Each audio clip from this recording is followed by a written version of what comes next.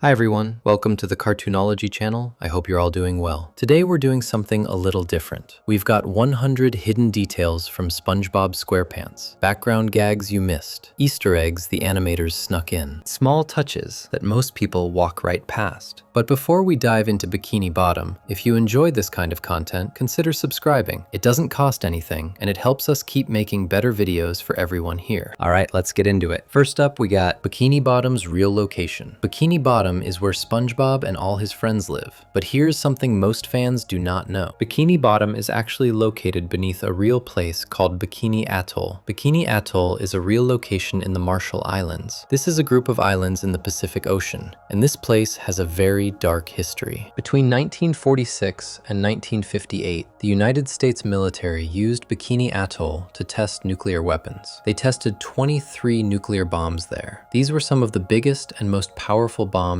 ever made. The tests were so strong that they changed the land and the water forever. So when Steven Hillenburg created SpongeBob, he placed Bikini Bottom right beneath this nuclear test site. This was a very deliberate choice. The name Bikini Bottom is a direct reference to Bikini Atoll. This also explains why the characters in the show are so strange. A talking sponge, a starfish who lives under a rock, a squirrel who lives underwater in a dome. Some fans believe these unusual creatures exist because of the nuclear radiation from the bomb tests above them. Mr. Lawrence, who voices Plankton, confirmed this connection. He said that during early development, the creators actually discussed how far they wanted to take this apocalyptic concept. They knew exactly what they were doing when they chose this location. So Bikini Bottom is more than just a funny cartoon town. It sits beneath one of the most historically significant nuclear test sites in the world. But the nuclear connection goes even deeper than just the location, and it ties directly into how SpongeBob got his name. 2. SpongeBob's original name. SpongeBob was not always called SpongeBob. When Steven Hillenburg first created the character, he gave him a completely different name. The original name was SpongeBoy. That is what Hillenburg wanted to call his main character, SpongeBoy. He had this name picked out from the very start of development, but there was a big problem. A mop company already owned the trademark for the name SpongeBoy. They were using it for their cleaning products. Because of this, Hillenburg could not legally use that name for his cartoon character. This forced him to go back to the drawing board. He needed a new name that would work just as well, something that still captured the character's personality and appearance. That is when he came up with SpongeBob SquarePants. The name SpongeBob kept the sponge part, and SquarePants described exactly what the character looked like, a square sponge wearing pants. It turned out to be a blessing in disguise. SpongeBob SquarePants is a much more memorable name than SpongeBoy ever was. It rolls off the tongue better, it is more unique, and it has become one of the most recognizable names in cartoon history. The show even makes a reference to this original name. In the episode Squeaky Boots, Mr. Krabs says the line, "SpongeBoy me Bob." This was a deliberate callback to what SpongeBob was almost called. The writers snuck it in as an inside joke for people who knew the history. But the name change was not the only thing that had to be altered, because the show itself had a completely different title as well. 3. The show's original title. Just like SpongeBob had a different name, the show itself was going to be called something else entirely. The original title was SpongeBoy Ahoy. This made sense at the time because the main character was called SpongeBoy. Ahoy was added because it is a nautical term. Sailors say ahoy when they greet each other. It fit the underwater ocean theme perfectly. But when the SpongeBoy name had to be changed due to the trademark issue with the mop company, the show title had to change too. You cannot call a show SpongeBoy Ahoy when the main character is no longer named SpongeBoy. So the show became SpongeBob SquarePants. Simple and straightforward. The title is just the main character's new name. Nothing fancy, nothing complicated. Just SpongeBob SquarePants. Looking back, this title works much better. SpongeBoy Ahoy sounds a bit old-fashioned. It sounds like something from an older era of cartoons. SpongeBob SquarePants is more modern and more fun to say. The ahoy part would have also been confusing for younger viewers. Not every kid knows what ahoy means, but every kid understands SquarePants. You can look at the character and immediately see why he is called that. Sometimes the best things happen by accident. A trademark problem forced Hillenburg to change both the character name and the show title, and both changes made everything better in the end. But who exactly was Stephen Hillenburg, and how did a marine biology teacher end up creating one of the most successful cartoons ever made? 4. Stephen Hillenburg's background. Stephen Hillenburg created SpongeBob SquarePants, but he did not start his career in animation. He had a completely different job first. Hillenburg was a marine biology teacher. He taught students about ocean life. He knew everything about fish, sea creatures, and underwater ecosystems. This was his passion and his profession. But Hillenburg also loved to draw. He loved cartoons, and he wanted to find a way to combine his two interests.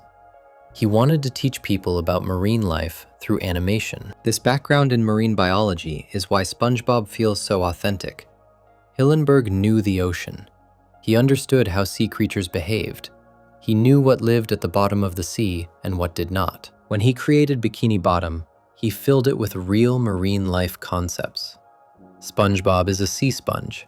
Patrick is a starfish. Squidward is based on an octopus, even though his name says squid. Mr. Krabs is a crab.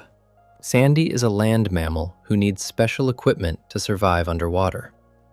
All of these details come from Hillenburg's scientific knowledge. He did not just make things up randomly. He used what he learned as a marine biology teacher to build his cartoon world. This is what makes SpongeBob different from other cartoons.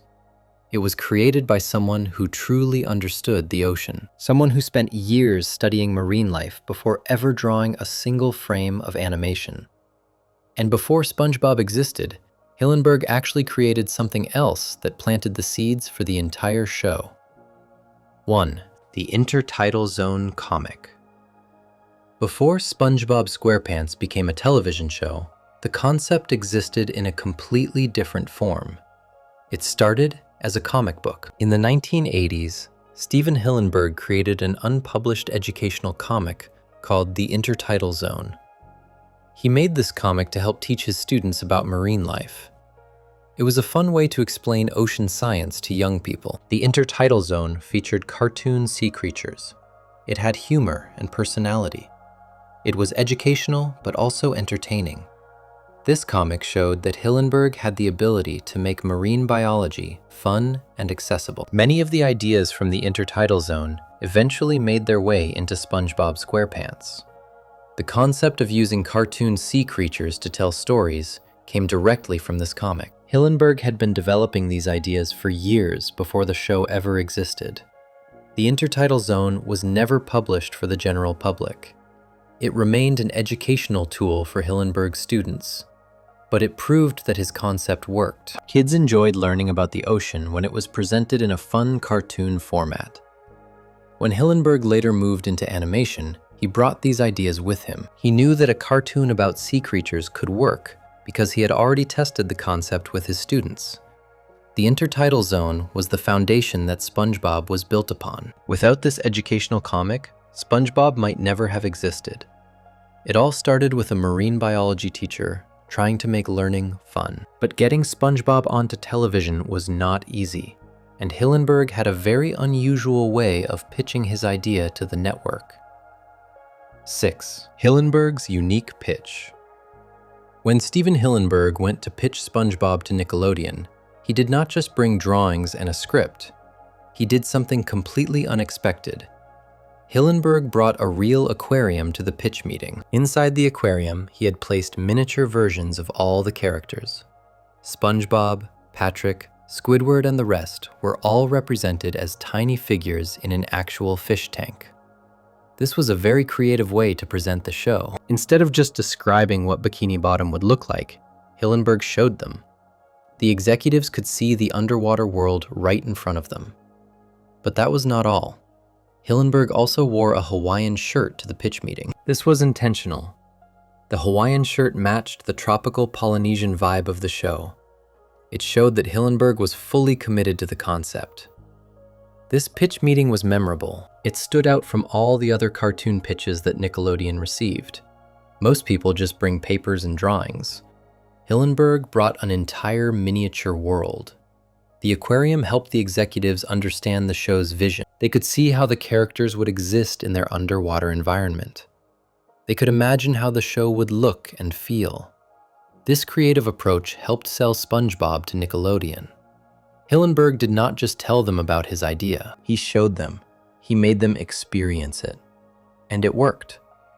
But even with this creative pitch, there were still major disagreements between Hillenburg and the network about what SpongeBob should be.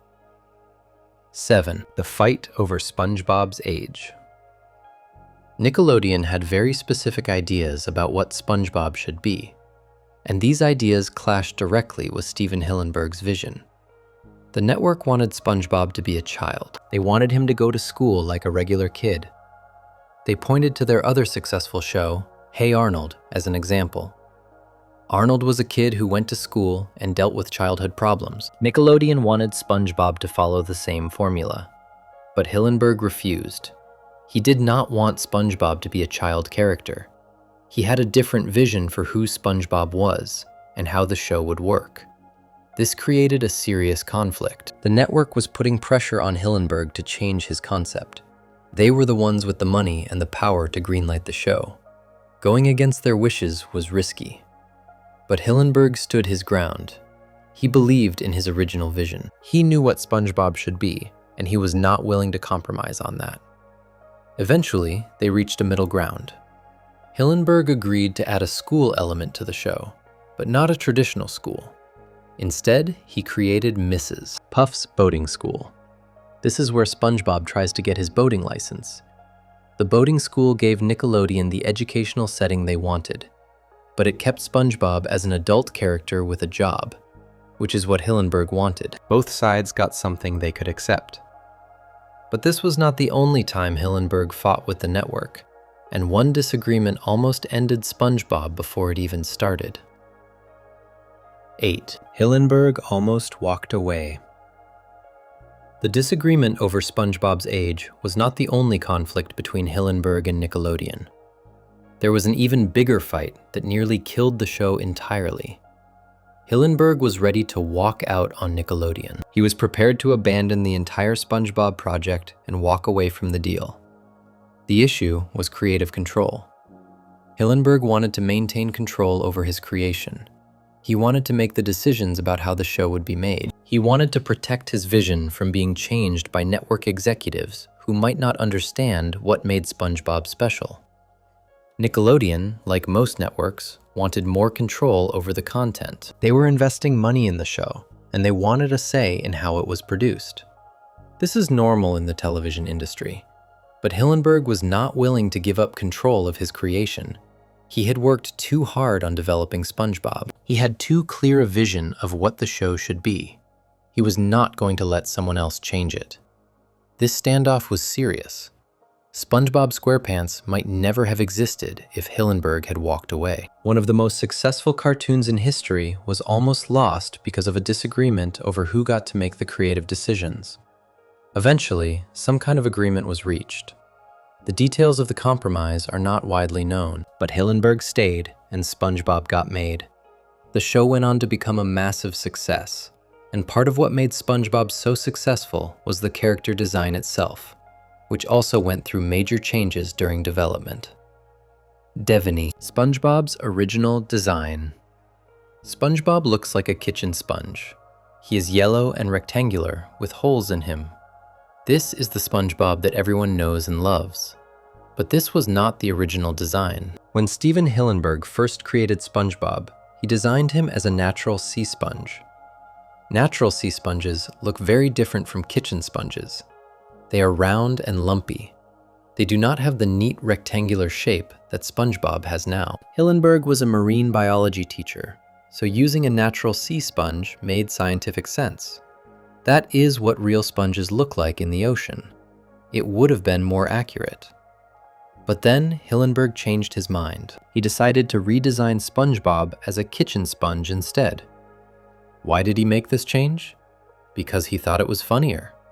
A rectangular yellow kitchen sponge is more visually interesting than a lumpy brown sea sponge. It stands out more, it is more memorable, and it allowed for the joke in the name, SquarePants. A natural sea sponge would not wear square pants because it would not be square. This design change was one of the best decisions Hillenburg made. The kitchen sponge design is iconic. You can recognize SpongeBob from his silhouette alone. That would not be possible with the original natural sponge design.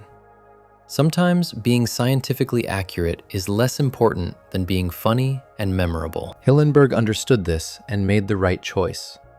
But interestingly, the show does acknowledge that natural sea sponges exist in this world. 10. SpongeBob's parents are natural sponges. SpongeBob is a kitchen sponge. He is yellow and rectangular and looks like something you would use to wash dishes. But his parents look completely different. SpongeBob's mom and dad are natural sea sponges. When they appear on the show, they are round and lumpy. They look like actual sponges that you would find in the ocean. They do not look like their son at all. This is a strange detail that the show never really explains. How can a kitchen sponge have natural sea sponge parents? It does not make biological sense. But the show never addresses this inconsistency. Some fans have theories about why this is. Maybe SpongeBob was adopted. Maybe kitchen sponges are a mutation in the SpongeBob universe. Maybe it is just a joke that the creators never intended anyone to think too deeply about. The most likely explanation is that this is simply a visual gag. Steven Hillenburg originally designed SpongeBob as a natural sea sponge before changing him to a kitchen sponge. When he created SpongeBob's parents, he made them look like natural sponges as a nod to the original design. It could also be a subtle joke about how children sometimes look nothing like their parents. This is something that happens in real life too. Kids do not always resemble their mom and dad. Whatever the reason, it remains one of the fun little mysteries of the SpongeBob universe. The show never explains it, and probably never will. And SpongeBob was not the only character who went through major changes during development. Patrick Star had a completely different personality at first. 11. Patrick's original personality. Patrick Star is SpongeBob's best friend. He is known for being slow, dim-witted, and lovable. He lives under a rock and does not seem to have many worries in life. This is the Patrick that fans know. But Patrick was not always this way. When the character was first conceived, he had a completely different personality. The original Patrick was an angry bully. He was constantly upset about one thing in particular. He hated being pink. The color of his own body made him angry all the time. This is a very different character from the Patrick we know today. The current Patrick is gentle and easygoing. He does not get angry very often, and he certainly does not care about being pink. The angry bully concept was quickly abandoned during development. The creators realized that this personality did not work for the show they were making. An angry Patrick would change the entire dynamic of SpongeBob. SpongeBob is a happy and optimistic character. He needs a best friend who matches that energy. An angry Patrick would create conflict and tension that did not fit the show's tone. By making Patrick slow and lovable instead of angry and aggressive, the creators found the perfect balance. Patrick's stupidity creates comedy without creating negativity. He is funny because he does not understand things, not because he is mean. This was a smart change that made the show better. The original angry Patrick would have been a very different character. And Patrick was not the only supporting character who changed during development. Plankton went through significant alterations too. 12. Plankton's size change. Plankton is one of the main villains of SpongeBob SquarePants. He runs the Chum Bucket restaurant and is always trying to steal the Krabby Patty secret formula. He is small, green, and has one eye. But in the early episodes, Plankton was even smaller than he is now. He was so tiny that characters needed a magnifying glass just to see him. That is how small the animators originally made him. This created a problem. When a character is that small, it is very hard to show interactions with other characters. How do you have a conversation between SpongeBob and someone who can barely be seen? How do you create action scenes with a character who is practically invisible? The animators realized this was not working. The extreme size difference made it difficult to tell stories involving Plankton. They needed to be able to show him interacting with SpongeBob, Mr. Krabs, and others in a way that audiences could follow.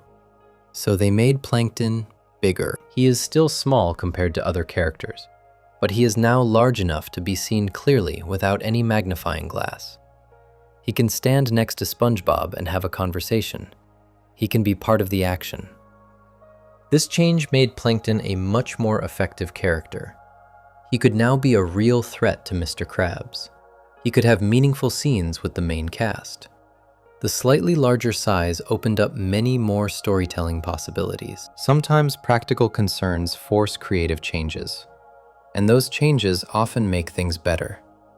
Speaking of Mr. Krabs, his name and restaurant also went through changes before the show aired. 13. Mr. Krabs and the Krusty Krab name change. Mr. Krabs runs the Krusty Krab restaurant where SpongeBob works. The name is spelled with K letters, Krusty Krab, but this was not always the spelling. Originally, the name was spelled with C letters. The character was Mr. Krabs, and the restaurant was the Krusty Krab. This spelling made more sense because Krabs is normally spelled with a C. But Steven Hillenburg decided to change the spelling. He switched the C to a K for both the character name and the restaurant name. Mr. Krabs with a K, Krusty Krab with a K. Why did he make this change? Because he thought it was funnier. That was the reason. Hillenburg felt that the K spelling added something to the names. It made them more memorable and more amusing. The K spelling does give the names a certain character. It looks unusual. It stands out when you read it. There is something playful about intentionally misspelling words. It fits the silly tone of the show. The Krusty Krab has become one of the most famous fictional restaurants in cartoon history. That distinctive K spelling is part of its identity. When you see Krusty Krab written out, you immediately know what it is. This was another case of Hillenburg following his instincts. He did not just accept the obvious spelling. He thought about what would be funnier and made the change. These small decisions added up to create the unique world of SpongeBob. And the Krusty Krab itself was actually inspired by a real restaurant where Hillenburg once worked. 14. The real restaurant behind the Krusty Krab. The Krusty Krab is a fictional restaurant in Bikini Bottom, but it was inspired by a real place. Steven Hillenburg based it on an actual restaurant where he worked. The restaurant was called the Islesford Dock Restaurant. It is located in Maine. During the summers, Hillenburg worked there as a fry cook. This was before he became an animator. It was just a summer job, but that experience stayed with him. When he created SpongeBob SquarePants, he drew on his memories of working at that restaurant. The Krusty Krab is a fast food place where SpongeBob works as a fry cook. This mirrors Hillenburg's own experience. Working in a restaurant teaches you a lot about that environment. You learn about the kitchen, the customers, the stress of busy hours, and the relationship between workers and management. Hillenburg brought all of this knowledge to the show. The dynamic between SpongeBob and Mr. Krabs reflects the relationship between an enthusiastic young worker and a penny-pinching boss. This is something Hillenburg likely observed during his time at the Islesford Dock Restaurant. It is interesting how real-life experiences shape creative work. Hillenburg's summer job as a fry cook directly influenced one of the most important locations in SpongeBob. The Krusty Krab feels authentic because it was based on a real place. Without that summer job in Maine, the Krusty Krab might have been very different. Or it might not have existed at all. And the inspiration from real life extended to the characters too, especially Mr. Krabs. 15. The real person behind Mr. Krabs. Mr. Krabs is voiced by Clancy Brown. He has a very distinctive voice.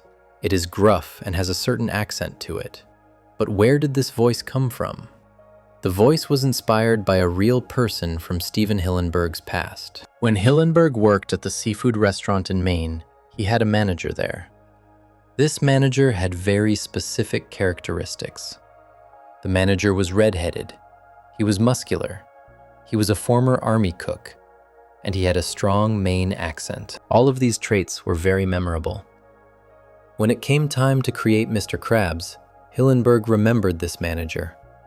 He described the character to Clancy Brown using this real person as a reference. He wanted Mr. Krabs to feel like that seafood restaurant manager. Clancy Brown took this description and built the Mr. Krabs voice around it. The gruff quality and the accent come from trying to capture the essence of that real person. Even though Brown never met the actual manager, he was able to channel those characteristics into the voice. This is another example of how Hillenburg's real-life experiences shaped SpongeBob. A manager he worked for years ago became the foundation for one of the show's most popular characters. Mr. Krabs is such a vivid character, partly because he is based on a real person. There is something authentic about him that audiences can sense, even if they do not know the backstory. And Clancy Brown was not the only voice actor who brought a character to life in interesting ways. Tom Kenny's work as SpongeBob has its own fascinating origins. 16. Tom Kenny's voice origins. Tom Kenny is the voice of SpongeBob SquarePants. His voice for the character is one of the most recognizable in all of animation. But where did that voice come from? Kenny based the SpongeBob voice on an obscure character he had done years earlier. It was just one crowd scene in one episode of something else. A tiny role that most people would forget about, but Kenny remembered it. When he auditioned for SpongeBob, he pulled out that old voice and adapted it for the character. The foundation was already there from that previous obscure performance. He just had to refine it and make it fit SpongeBob's personality. Kenny has described the SpongeBob voice as being between a child and an adult. SpongeBob is not a kid, but he has a childlike enthusiasm. He is not fully mature, but he has a job and responsibilities. The voice needed to capture this in-between quality. To help describe this, Kenny compared the voice to two classic comedians. He said, SpongeBob sounds like a mix between Stan Laurel and Jerry Lewis. Both of these performers had a certain childlike innocence combined with adult energy. That is what Kenny was going for. Creating a character voice is not easy. You have to find something that fits the personality, is sustainable over many recording sessions, and is pleasant enough to listen to for long periods. Kenny found all of that with SpongeBob, and one of the most iconic parts of SpongeBob's voice has a very unusual origin. 17.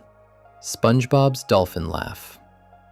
SpongeBob has a very distinctive laugh. Everyone who has watched the show knows it. That high-pitched giggling sound is instantly recognizable. But what was it based on? SpongeBob's laugh is based on dolphin sounds. Tom Kenny created the laugh by mimicking the noises that dolphins make. That clicking, high-pitched quality comes from dolphin vocalizations. This is a clever choice that fits the underwater setting of the show. SpongeBob lives in the ocean. Dolphins are ocean creatures. It makes sense that his laugh would have a connection to marine life. The dolphin laugh also has a certain innocent quality to it. Dolphins are often seen as playful and friendly animals.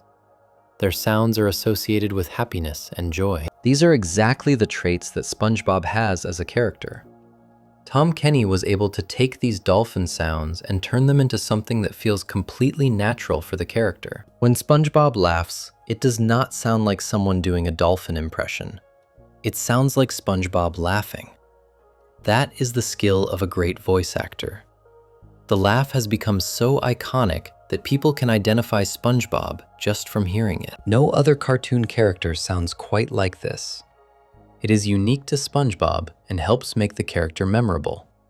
Once again, the marine biology background of the show influenced even small details like a laugh. Everything in SpongeBob connects back to the ocean in some way, and Tom Kenny was not the only cast member who developed a unique approach to their character's voice.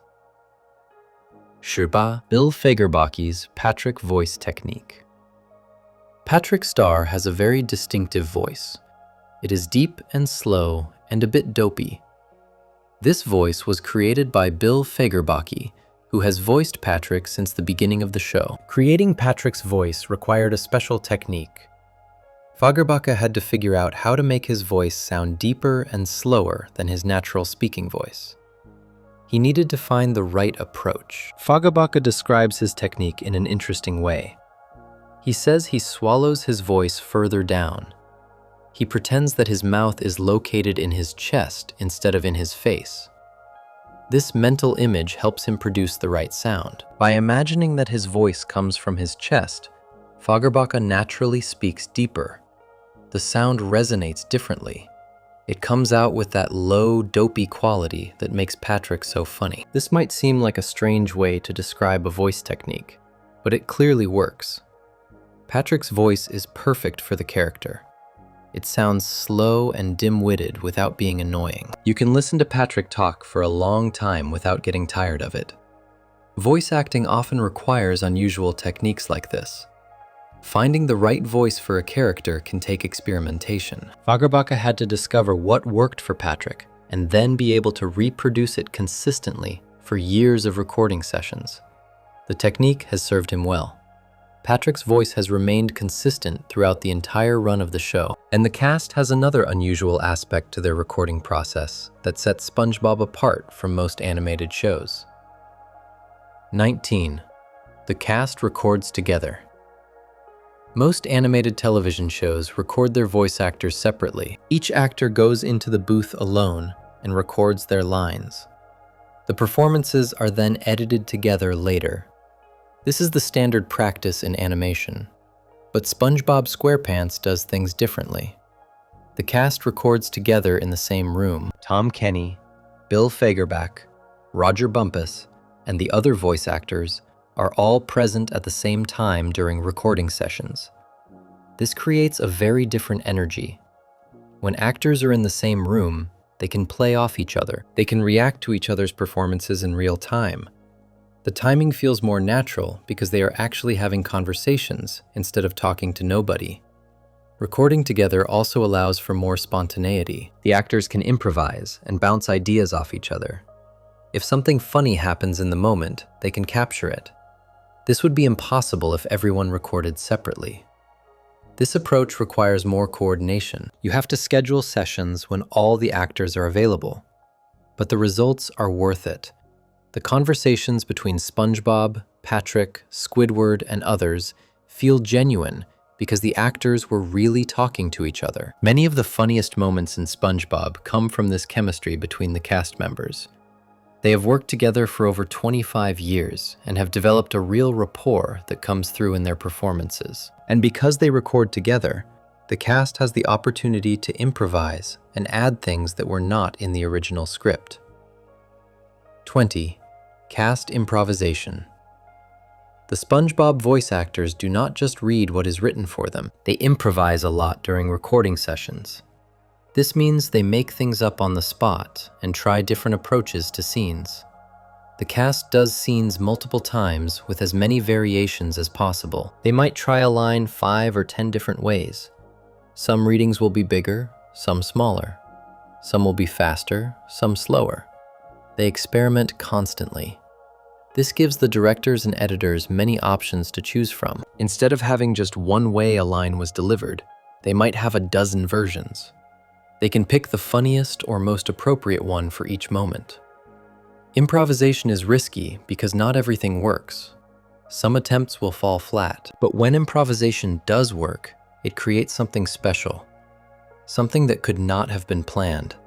Something that feels alive and spontaneous. One specific example of improvisation making it into the show is the name Uncle Sherm. In the episode Krabborg, Tom Kenny improvised this name. It was not in the script. He just made it up during recording. The name was actually a tribute to someone on the crew. Sherm Cohen was a storyboard supervisor on the show. Tom Kenny named the character after him as a little inside joke. And because the improvisation was funny, it stayed in the episode. This kind of spontaneity makes SpongeBob feel fresh, even after hundreds of episodes. And the other voice actors brought their own unique inspirations to their characters as well. 21. Plankton's voice inspiration Mr. Lawrence voices Plankton, the tiny villain who runs the chum bucket and constantly tries to steal the Krabby Patty formula. Plankton has a very distinctive voice that is high-pitched and scheming. When creating this voice, Lawrence drew inspiration from two very different sources. The combination of these influences created the plankton we know today. The first inspiration was Tony the Tiger. This is the cartoon mascot for Frosted Flakes cereal. Tony the Tiger has a big, bold voice. He is known for saying, "They're great." Mr. Lawrence took some of that energy for plankton. The second inspiration was the singer of "You're a Mean One, Mr. Grinch." This song from the classic Christmas special has a deep, villainous quality to it. The singer, Thurl Ravenscroft, gave the Grinch song a wonderfully evil sound. By combining these two influences, Mr. Lawrence found Plankton's voice. There is a bit of Tony the Tiger's boldness mixed with the Grinch song's villainy. The result is a voice that is both funny and menacing.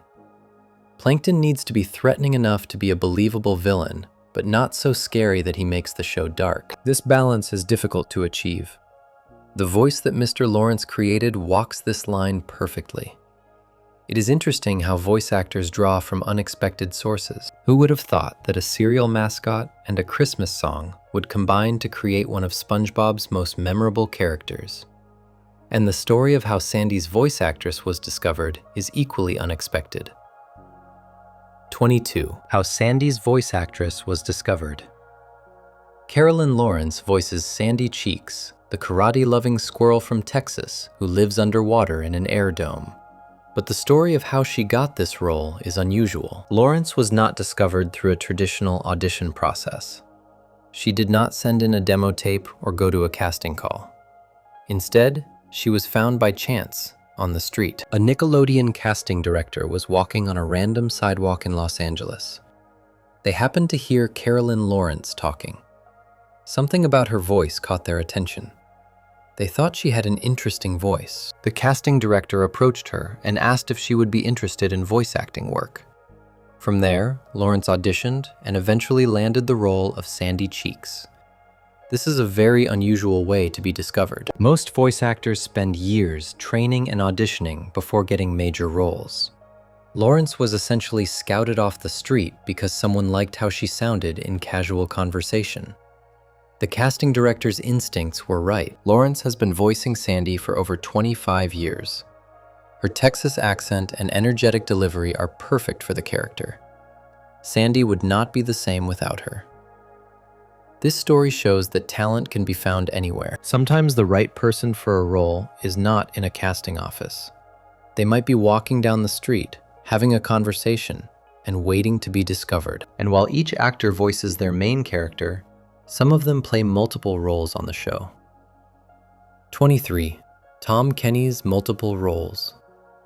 Tom Kenny is the voice of SpongeBob SquarePants. But that is not the only character he plays on the show. He actually voices many different characters. Kenny also voices Gary the Snail.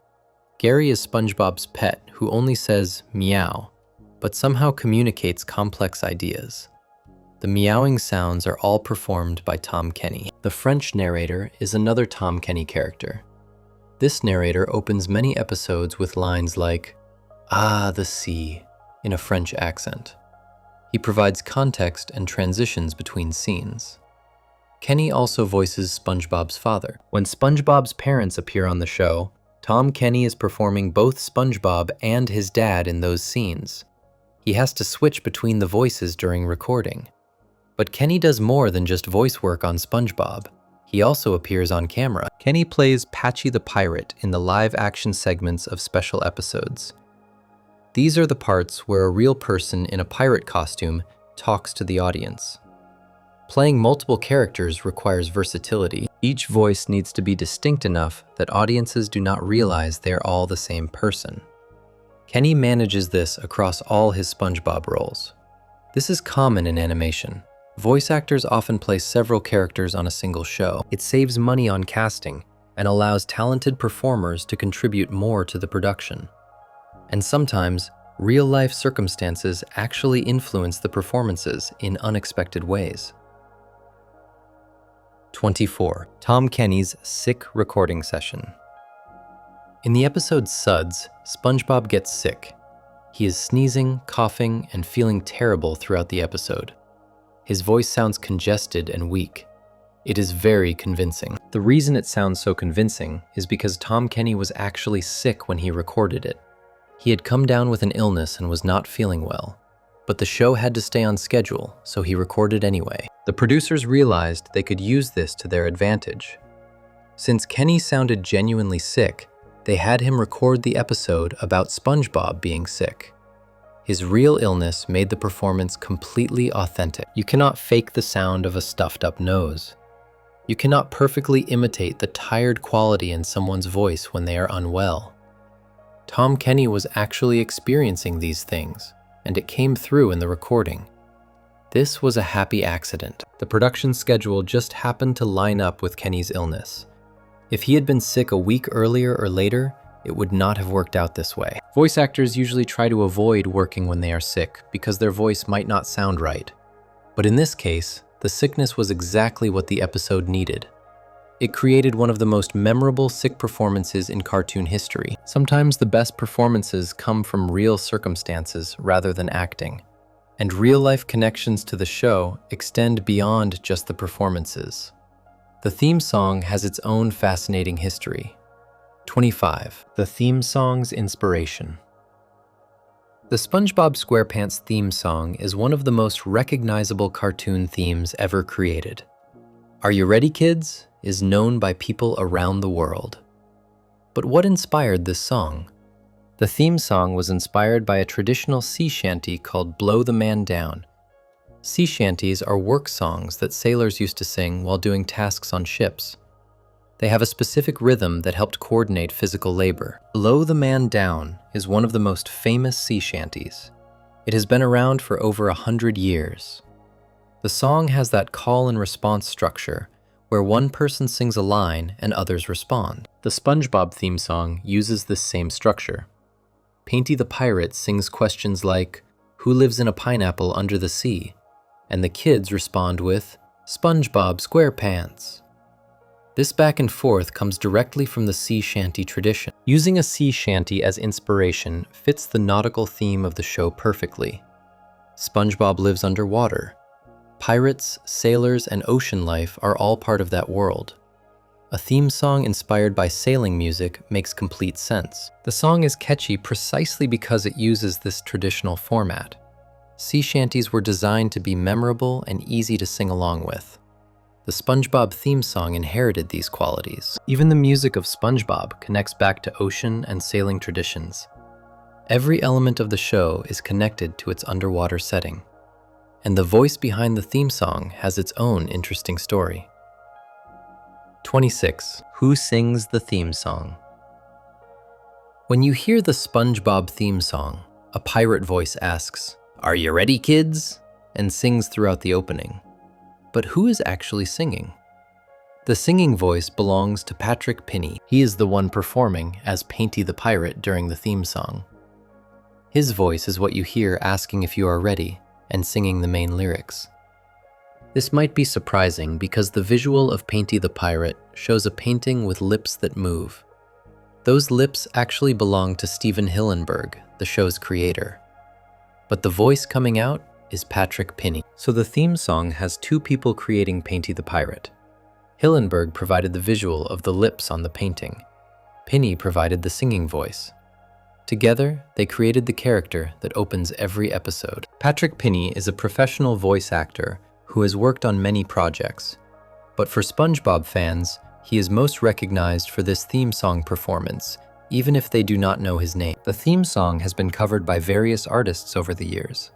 Avril Lavigne and the Violent Femmes have both done their own versions. But the original Patrick Penny version remains the most iconic. It is the first thing audiences hear when they watch SpongeBob. That voice asking, "Are you ready, kids?" has been heard billions of times around the world. And the visual element of that theme song opening has its own unusual origin. 27. Painty the Pirate's origin. Every episode of SpongeBob opens with a painting of a pirate. This painting sings the theme song. The pirate's name is Painty the Pirate. But where did this painting come from? Stephen Hillenburg found the painting at a thrift shop. It was just a random painting being sold at a secondhand store. Hillenburg saw it and thought it would be perfect for the show he was creating. He bought the painting, and it became the opening image for SpongeBob SquarePants. A random thrift shop find became one of the most seen images in cartoon history. Millions of people have watched this painting sing. But Hillenburg went even further. To make Painty sing, the painting needed moving lips. Hillenburg provided his own lips for this. His lips were imposed onto the painting using special effects. So when you watch Painty the Pirate sing the theme song, you are looking at a thrift shop painting with Stephen Hillenburg's actual lips edited onto it. The voice belongs to Patrick Pinney, but the lips belong to the show's creator. This is a very homemade approach to creating an opening sequence. Instead of commissioning original artwork or using expensive animation, Hillenburg used a second-hand painting and his own face. It fits the handmade quality that SpongeBob had in its early days. The show was made by people who cared about it and put themselves into every aspect of the production. And the show's unique visual style extended to how it handled music and sound. 28. The show's music libraries. SpongeBob SquarePants has a very distinctive sound. The music that plays during episodes is instantly recognizable. But where does all this music come from? Most of the music is not original. The show uses the APM and Paramount music libraries. These are collections of pre-recorded music that television shows and films can license and use. Only about 30% of the music in SpongeBob comes from original compositions. The other 70% comes from these music libraries. The show's team searches through thousands of tracks to find the perfect piece for each scene.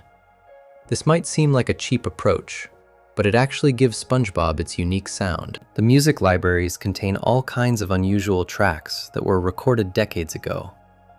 These old recordings have a quality that new music does not have. Using library music also allowed the show to have a much more varied soundtrack than most cartoons.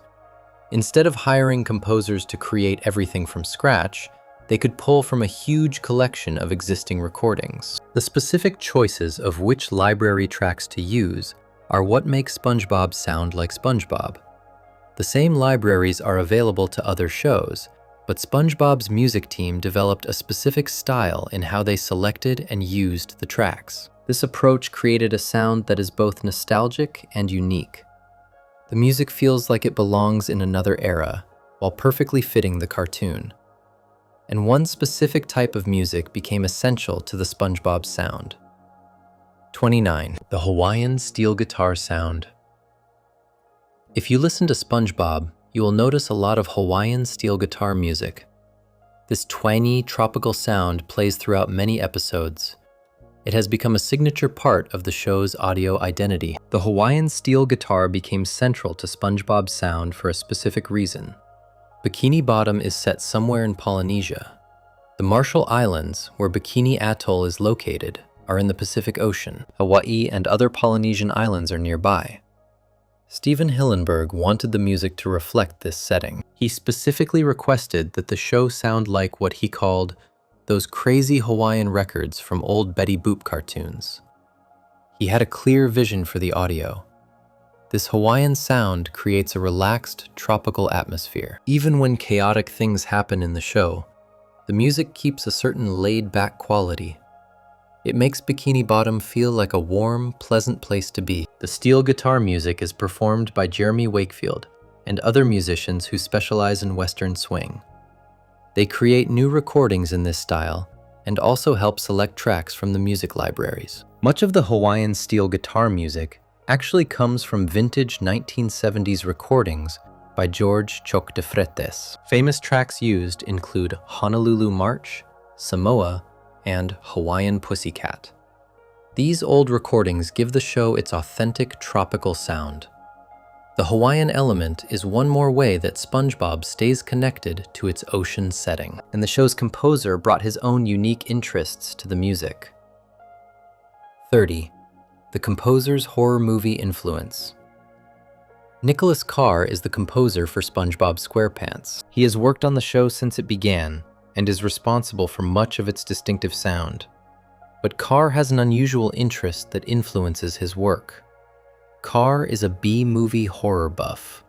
He loves old, low-budget, scary movies, the kind with cheesy effects and over-the-top soundtracks. These films have a specific musical style that Carr finds fascinating. He loves incorporating old, corny soundtrack elements into SpongeBob. When the show needs dramatic or suspenseful music, Carr often draws from this B-movie horror tradition. The music is dramatic, but also a bit silly. This fits SpongeBob perfectly. The show often has moments that are meant to seem scary or tense, but they are usually played for comedy.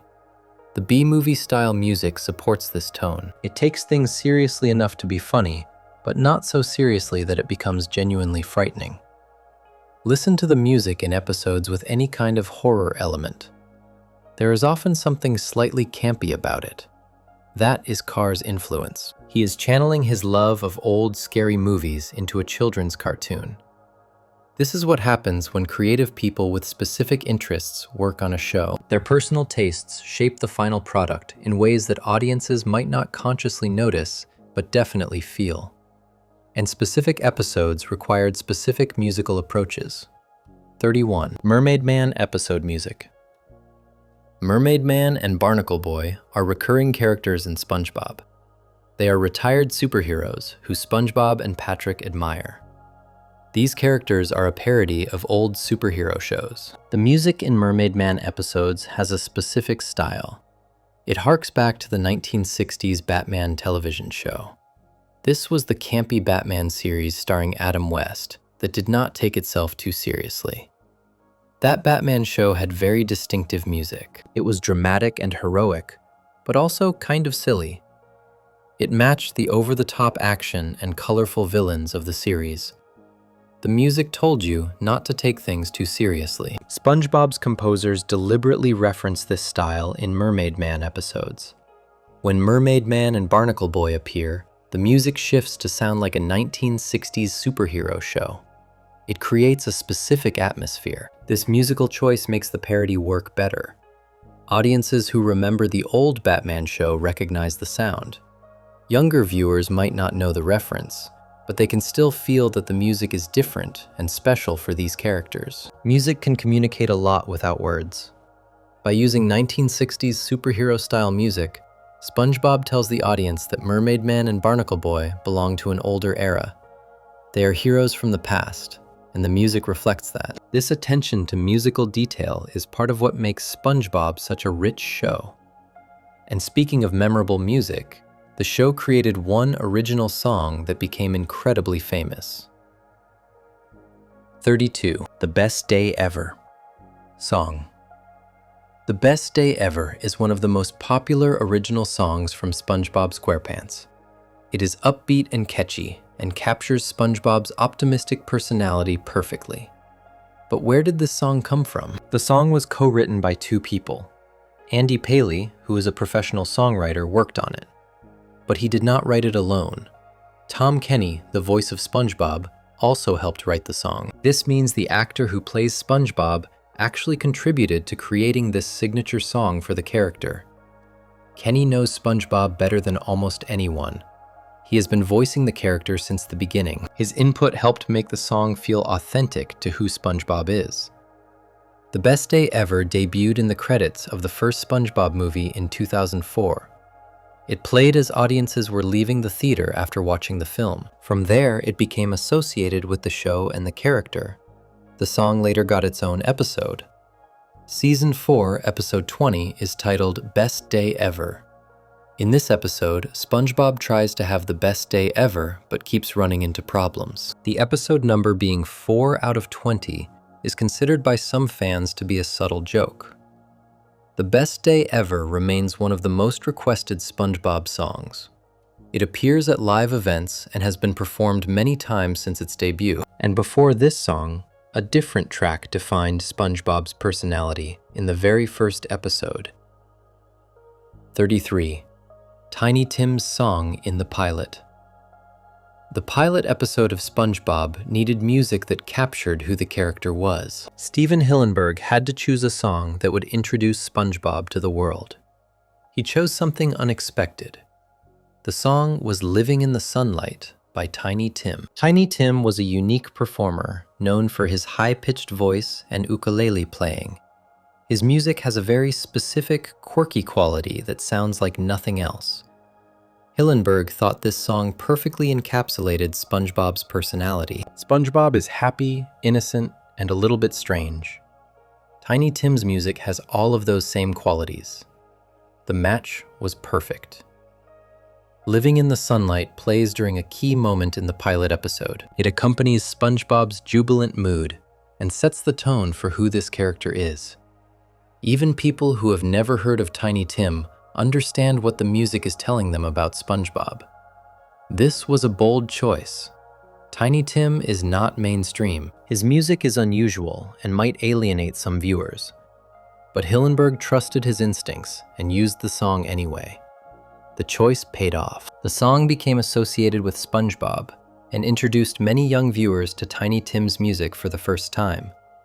It showed that SpongeBob would not be a typical cartoon. It would have its own unique sensibility, and unusual characters like SpongeBob require unusual sounds to bring them fully to life. 34. How Karen's voice is created. Karen is Plankton's computer wife. She appears as a screen with a face on it. When she speaks, her voice has a robotic quality to it.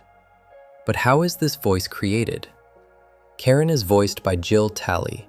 She provides the actual vocal performance. But to make Karen sound like a computer, the audio team does additional work after the recording.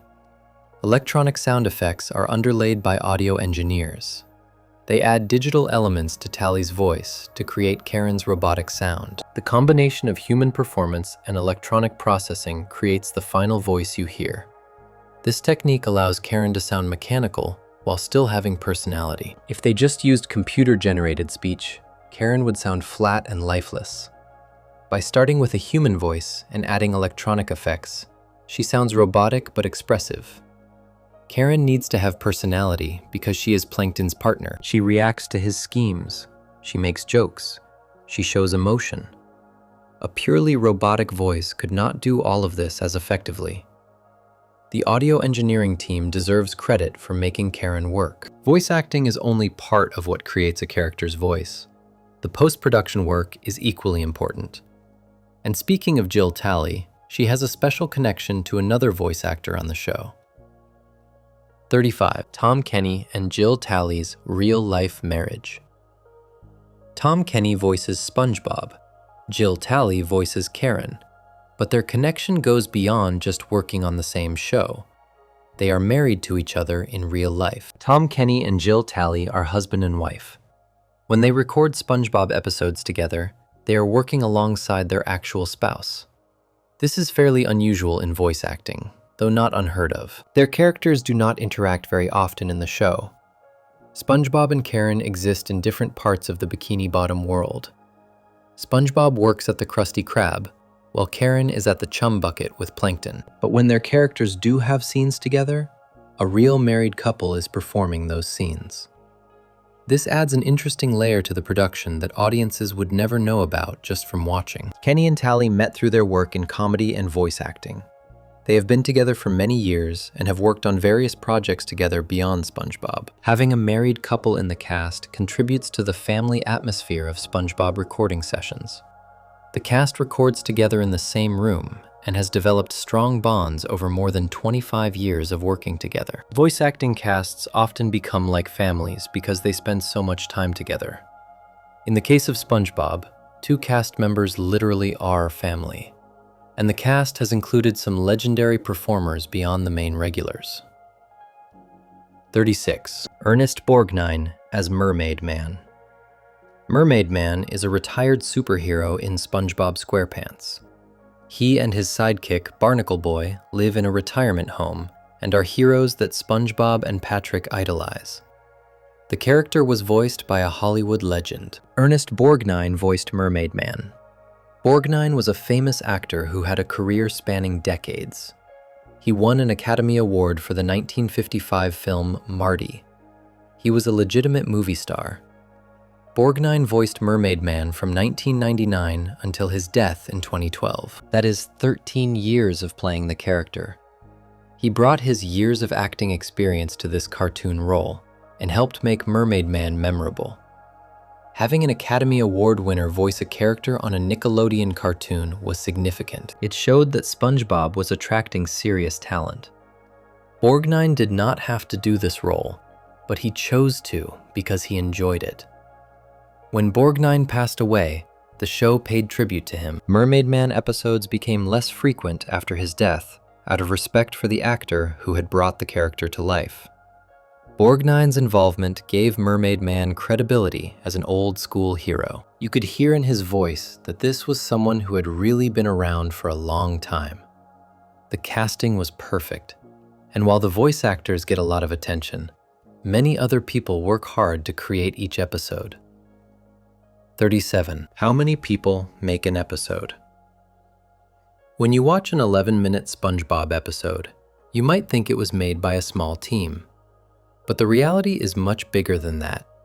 Approximately 50 people work together to animate and produce each episode. That is 50 different individuals contributing their skills to create just 11 minutes of content. It takes a small army to make SpongeBob. This includes writers, storyboard artists, animators, voice actors, editors, composers, sound designers, and many others.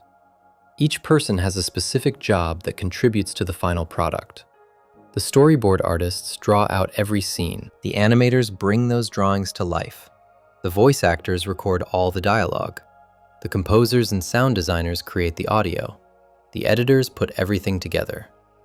Animation is labor-intensive work. Unlike live-action television, where you can film a scene in real time, animation requires every single frame to be created by hand or by computer.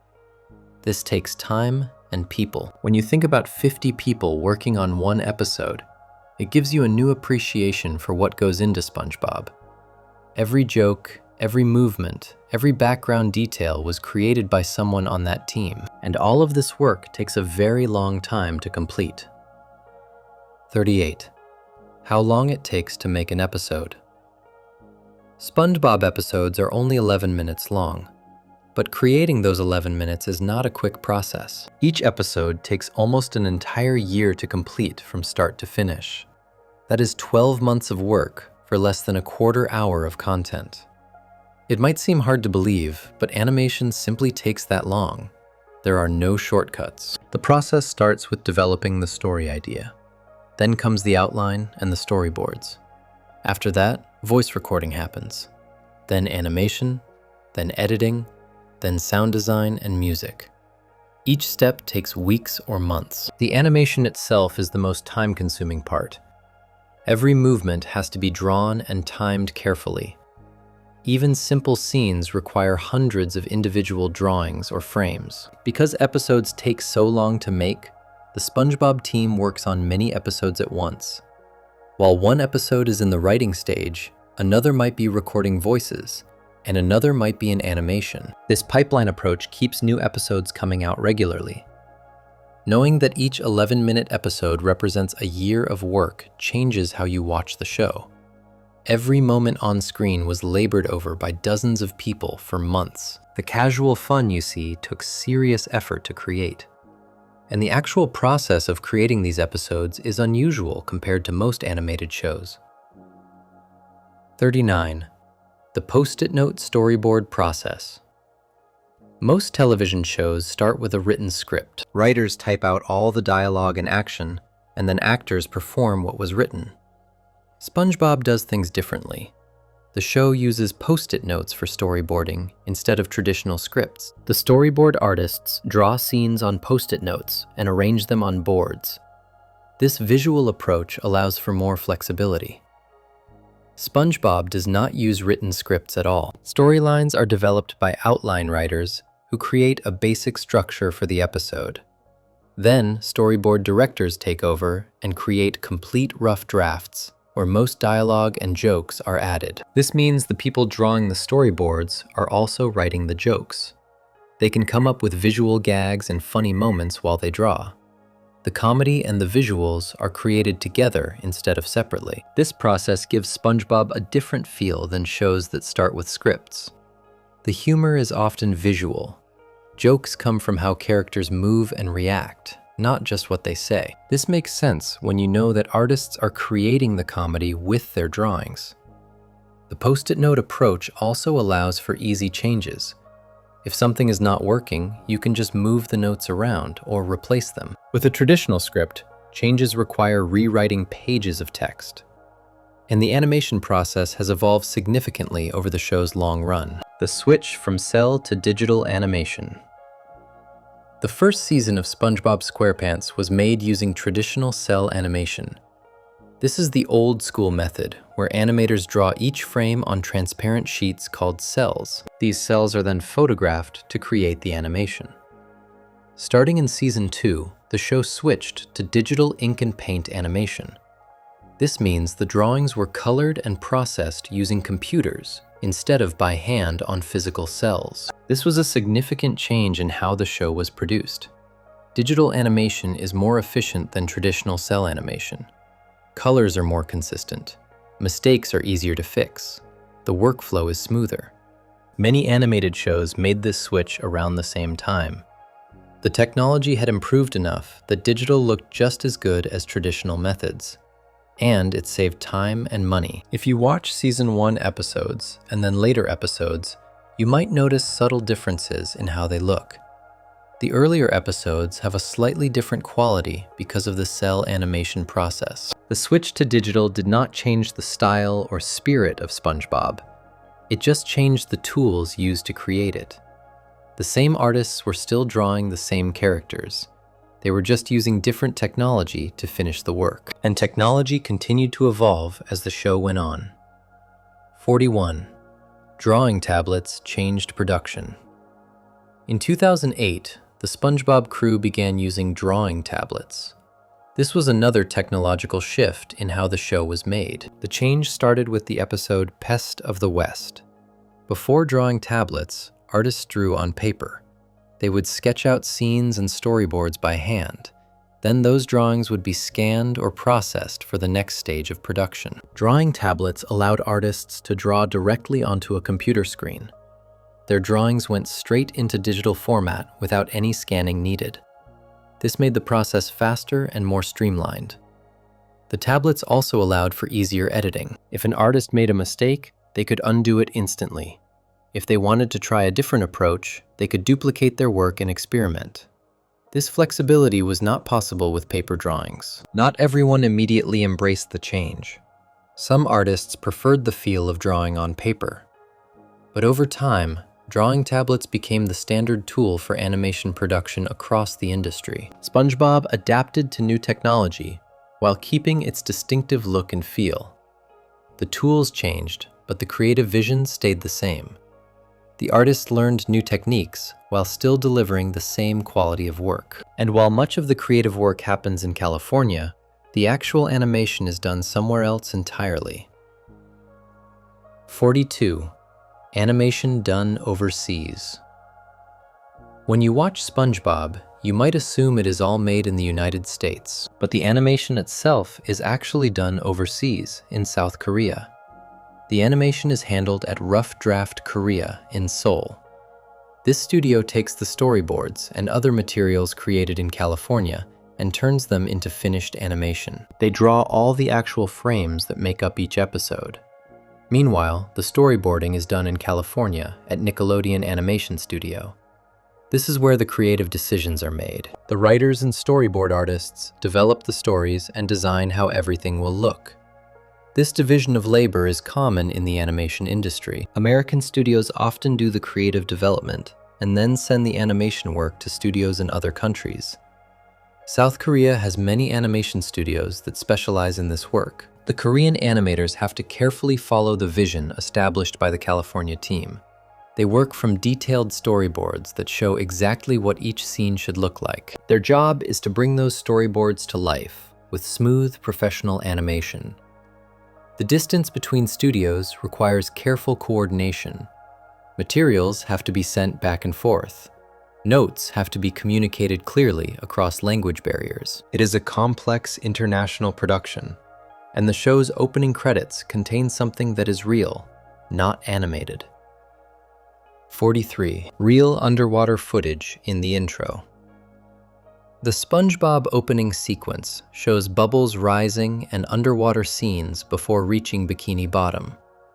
If you look closely, you might notice something interesting about this footage. Real underwater footage is used in the show's intro.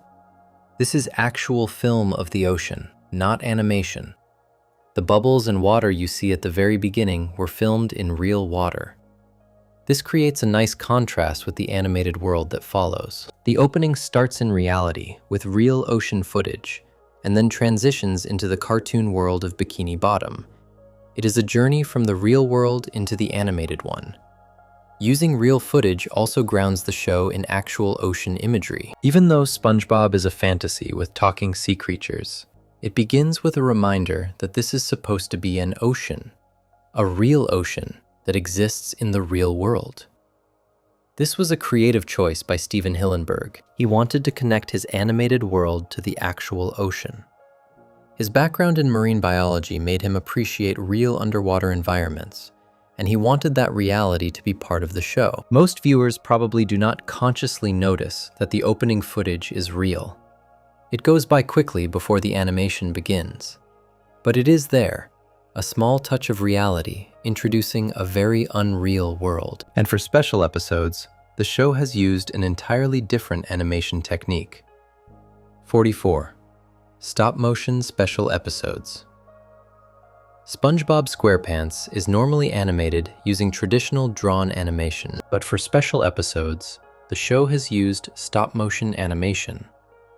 This is a completely different technique. Stop motion involves creating physical puppets and sets, then photographing them one frame at a time. Between each photograph, the puppets are moved slightly. When the photographs are played in sequence, it creates the illusion of movement. Screen Novelties has collaborated with the SpongeBob crew since 2004 to create stop-motion sequences for special episodes. This partnership has produced unique episodes that look completely different from regular ones. Stop motion gives SpongeBob a different texture and feel. The characters are three-dimensional instead of flat drawings. You can see actual fabric and materials. Shadows and lighting work differently than in traditional animation. These special episodes require building physical puppets of all the SpongeBob characters. The puppets have intricate wire and ball skeletons inside them, so they can be manipulated frame by frame. Each tiny movement has to be carefully positioned. Creating stop-motion animation is extremely labor-intensive. Moving puppets frame by frame takes much longer than drawing animation. But the unique results make it worthwhile for special occasions, and some of the materials used in these productions might surprise you. 45. The materials used for stop-motion. The first stop-motion SpongeBob special required unusual materials. Creating miniature underwater sets and characters meant finding creative solutions to visual problems. The production used 15 boxes of cereal. Cereal pieces were used to create textures and backgrounds in the miniature sets. They provided interesting shapes and colors that photographed well. They also used 8 pounds of glitter. Glitter helped create the sparkly quality of underwater scenes. It caught the light and made things shimmer like they would under the ocean. Perhaps most unusually, they used 1 bag of real onions. Why onions? The onions were cut during filming, and they made the crew cry. This was intentional. They needed shots of characters or crew members with tears, and real onions guaranteed real tears. These materials show the handmade quality of stop-motion production. Unlike digital animation, where everything exists on a computer, stop-motion requires physical objects. Creative teams have to figure out what real-world materials will create the effects they need. This resourcefulness is part of what makes stop-motion special. Every texture you see on screen is something someone actually built and placed in front of a camera. It is animation you can touch, and the stop-motion team went even further with practical effects. 46. Exploding a SpongeBob cutout. For stop-motion specials, the production team sometimes needed real explosions. But how do you create an explosion in a stop-motion animation? They found a creative solution. They exploded a real SpongeBob cardboard cutout with fireworks in the studio parking lot. This was filmed and then incorporated into the special episode. A real explosion for a cartoon character. Using real fireworks created authentic fire and debris that would be difficult to replicate in stop motion. Miniature explosions in stop motion can look fake because the flames and smoke do not behave naturally at small scales. By filming a real explosion at actual size, they got realistic fire and sparks. This footage could then be edited into the stop motion sequences to create dramatic moments that felt bigger and more impactful. This kind of practical effects work harkens back to older filmmaking techniques. Before computer graphics, all special effects had to be done practically. The SpongeBob team used these old-school methods for their stop-motion episodes. Doing this in a studio parking lot also shows the scrappy, creative spirit of the production. They did not have expensive special effects facilities. They had fireworks and a cardboard cutout and a parking lot. And they made it work. And real explosions are not the only connection to actual nuclear events in the show. 47. Nuclear explosion shapes. Earlier, we discussed how Bikini Bottom is located beneath Bikini Atoll, the real nuclear test site. But the nuclear connection appears visually in the show as well. Every time there is a big explosion in SpongeBob, the shape replicates the underwater nuclear test mushroom cloud photographed at Bikini Atoll. This is not a coincidence. It is a deliberate visual reference. The actual nuclear tests at Bikini Atoll produced very distinctive mushroom clouds. Because the bombs were detonated underwater, the explosions looked different than regular above-ground nuclear blasts. The water created unique shapes. The SpongeBob animators recreate these shapes when drawing explosions. If you look at explosion scenes in the show and compare them to actual photographs from the Bikini Atoll tests, you can see the similarities. This is another subtle way the show acknowledges its connection to the real Bikini Atoll. Most children watching do not know about the nuclear tests. They just see a cartoon explosion. But the reference is there for people who know the history. Mr. Lawrence, who voices Plankton, confirmed that the creators discussed how far they were taking this apocalyptic concept during early development. The explosion shapes are part of that concept. It is a dark reference hidden in a children's cartoon. The show keeps reminding viewers of the nuclear history beneath its silly surface. And there are many other hidden details throughout SpongeBob that fans might miss. 48. The Fred, My Leg Fish. There is a background character in SpongeBob who has become famous for one thing. Whenever something bad happens in Bikini Bottom, you can often hear someone screaming, "My leg!" That voice belongs to a fish named Fred. Fred's official full name is Fred Wretched. He is also known as Incidental One, meaning he was the first background character designed for the show. He has been appearing since the very first episodes. Fred is voiced by Mr. Lawrence, who also voices Plankton. So the same actor plays both a main villain and this background fish known for getting injured. Fred first appeared in the episode Boating School and has been a recurring character since season 1. He shows up in crowd scenes and often ends up hurt, leading to his famous scream. The "My leg" running gag became so popular that Fred eventually got his own episode. In 2018, an episode titled My Leg was released. It explored why Fred keeps getting his leg injured and gave this background character his moment in the spotlight.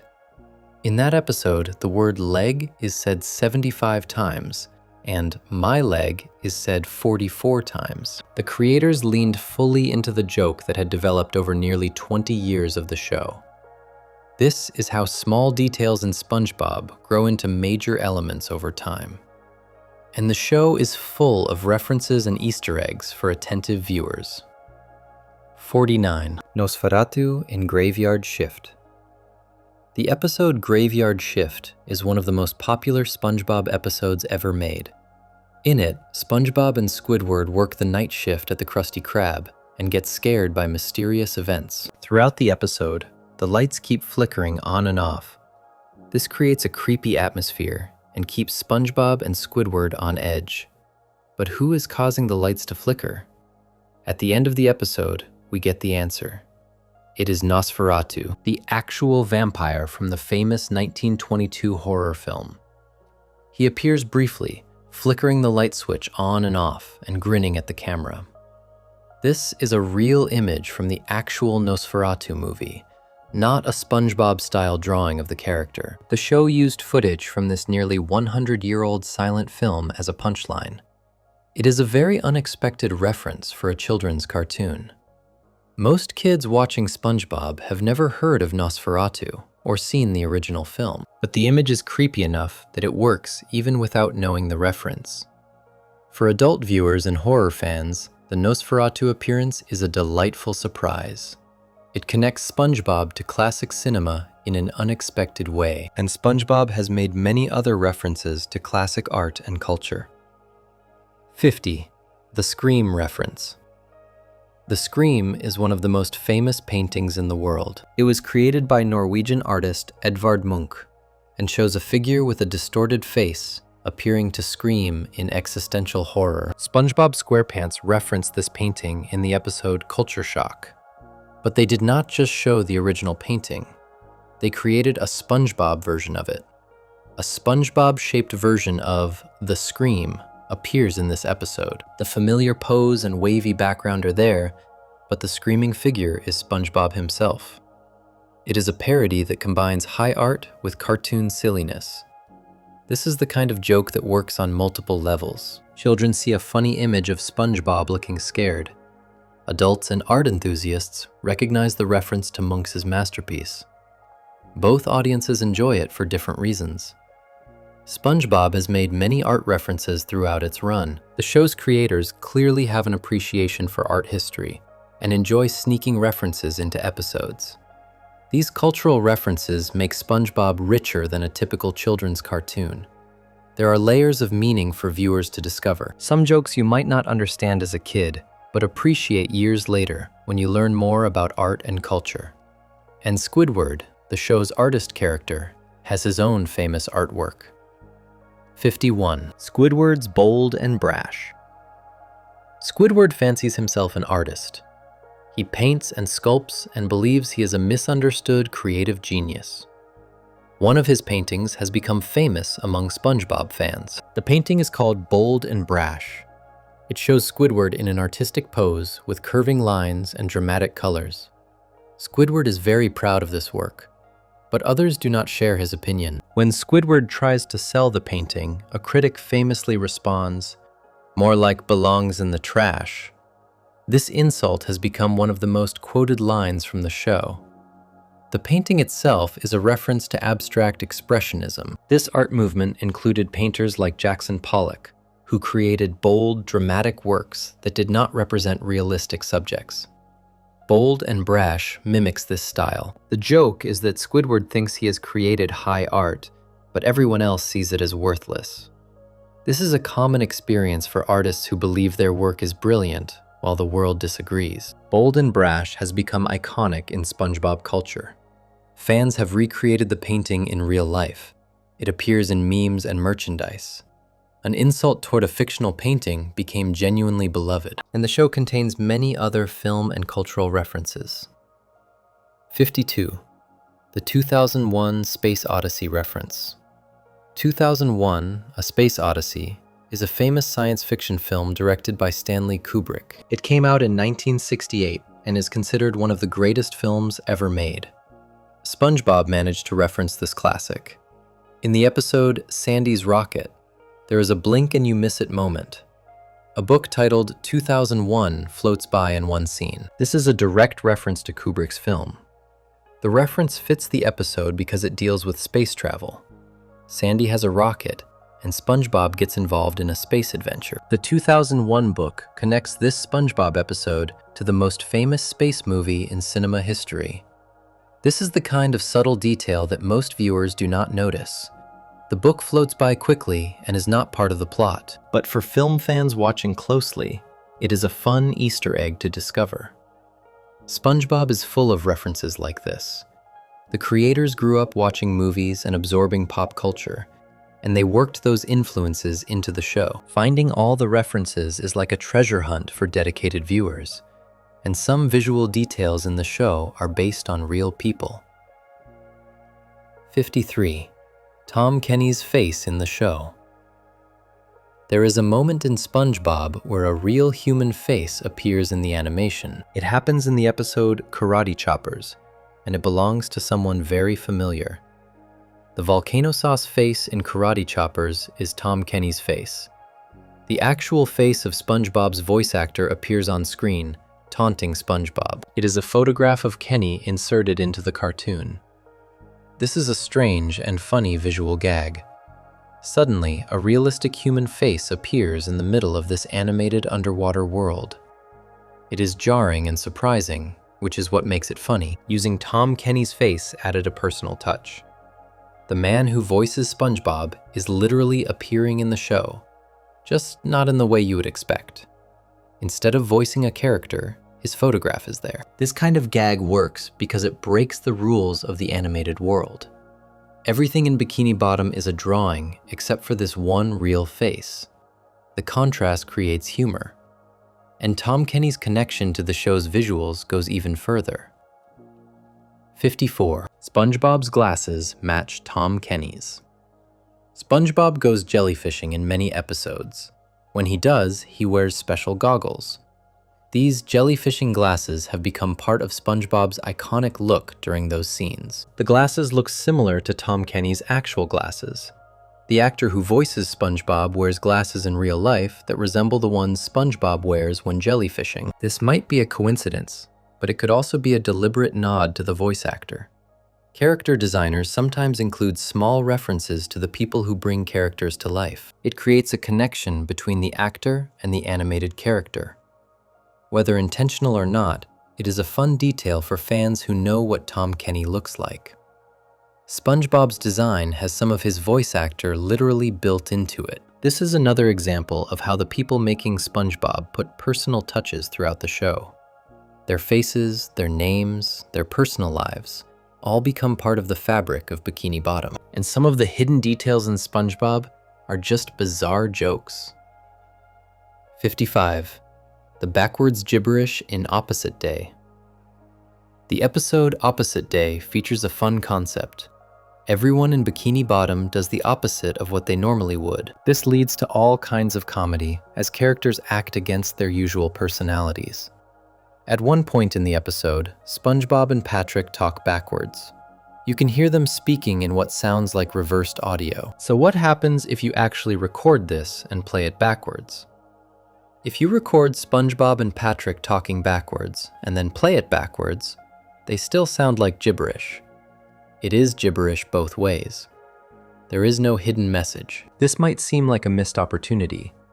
Other shows have hidden backwards messages that reveal something when reversed. But SpongeBob did the opposite.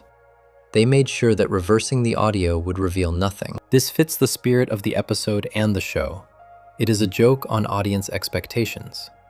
People might try to reverse the audio, expecting to find something clever, only to discover more nonsense. It is the kind of detail that most viewers would never check. But for the few who actually went through the effort of reversing the audio, the joke was on them. And SpongeBob is full of subtle number jokes as well. 56. The 420 episode, number Season 4, Episode 20 of SpongeBob SquarePants is titled Best Day Ever. This is the episode based on the popular song, but the episode number has made some fans suspicious. 420 is a number associated with marijuana culture. April 20th is considered an unofficial holiday for cannabis enthusiasts. So having an episode called Best Day Ever as episode 4/20 seems like too much of a coincidence. Is this a deliberate joke? It is hard to say for certain. The people making SpongeBob would have known what episode number this was. They could have easily made it episode 19 or 21 instead. But Best Day Ever ended up as episode 420, a song about having an amazing day in that particular episode slot. It could be a subtle joke for adult viewers, or it could truly be a coincidence. SpongeBob walks a careful line. It is a children's show, but it includes jokes and references that appeal to older audiences. A 420 joke would fit this pattern of subtle adult humor. Whether intentional or not, fans noticed, and it has become part of SpongeBob trivia. And the show rewards fans who pay close attention across multiple episodes. 57. The Rusty Krab Retirement Home. The Krusty Krab is the famous restaurant where SpongeBob works. It has always been a fast food restaurant selling Krabby Patties. But in one episode, we learn it was not always this way. In the episode Krusty Krab training video, the building is shown as the Rusty Krab Retirement Home. Before it was a restaurant, the building was a retirement home. How did it become the Krusty Krab? Mr. Krabs simply painted a K over the R. The building that says Krusty Krab was originally labeled Rusty Krab. One letter changed everything. This is a funny piece of lore about the SpongeBob world. The iconic restaurant is just a repurposed retirement home with a lazily modified sign. It fits Mr. Krabs' cheap personality perfectly. Details like this make Bikini Bottom feel like a real place with history. Buildings have previous uses. Things change over time. The world existed before the events we see in episodes, and SpongeBob rewards viewers who watch carefully for returning details across different episodes. 58. Recurring graffiti. In the episode Sailor Mouth, SpongeBob and Patrick discover a bad word written as graffiti. The graffiti says, "Squidward smells." This seems like a one-time gag, but many seasons later, the same graffiti appears again. In Mall Girl Pearl, you can see "Squidward smells" written in the same style. It is the exact same graffiti from way back in season 2. This is an Easter egg for longtime fans. Someone watching Mall Girl Pearl who remembers Sailor Mouth would recognize the callback. It connects episodes that are years apart. Details like this show that the SpongeBob creators care about continuity. They remember what they have done before and reference it later. The world of Bikini Bottom is consistent, even if the events are silly. Finding these callbacks is part of the fun of rewatching SpongeBob. You might notice something in a later episode that refers to an earlier one. The show rewards attention and repeat viewing, and there are many more examples of recurring visual details. 59. SpongeBob's framed spatula. In the very first episode of SpongeBob, Help Wanted, SpongeBob uses a spatula to save the day at the Krusty Krab. This is the episode where he gets his job. That spatula is important to SpongeBob. In the much later episode, Sharks vs. Pods, you can see that spatula framed on SpongeBob's wall. He kept it all these years and displays it as a memento. It connects back to his first day at work. This small detail shows how much SpongeBob values his job and his memories. He framed the spatula from his first day like it was a trophy or diploma. It matters to him. It also shows the animators and writers paying attention to the show's history. They remembered an important item from the pilot and brought it back many seasons later. Long-running shows can either ignore their history or embrace it. SpongeBob embraces it by including callbacks like this framed spatula. And that same episode contains another callback to previous episodes. Szczesmit, the IMRDY license plate. SpongeBob's boat has a license plate that reads IMRDY. This stands for I'm ready, which is SpongeBob's famous catchphrase. He says, "I'm ready" all the time, especially when he is excited. This license plate appears in multiple episodes. It shows up in No Free Rides and later in Sharks vs. Pods. The production team kept this detail consistent across years of episodes. A lesser show might forget small details like license plates. They would just make up something new each time. But SpongeBob keeps track of these things and maintains consistency. The IMRDY plate is also a good joke in itself. Of course SpongeBob would have a license plate that says his catchphrase. It is perfectly in character for him. These consistent details build a world that feels real and lived in. SpongeBob's boat always has the same license plate because that is his boat. Small touches like this matter, and other objects from earlier episodes also reappear later in the series. 61. The stuffed bear from Skill Crane. In the episode Skill Crane, Squidward becomes obsessed with winning a stuffed bear from a crane game. He spends the entire episode trying to get this toy. It becomes very important to him. That same stuffed bear reappears in later episodes. In the episode Sold, Squidward is shown sleeping with the bear. He kept it all these years and even cuddles with it at night. This callback turns a one-episode joke into something more. Squidward's obsession with winning the bear was not temporary. He genuinely treasures it. He sleeps with it like a child with a comfort toy. It also adds to Squidward's character. He pretends to be sophisticated and above silly things like stuffed animals.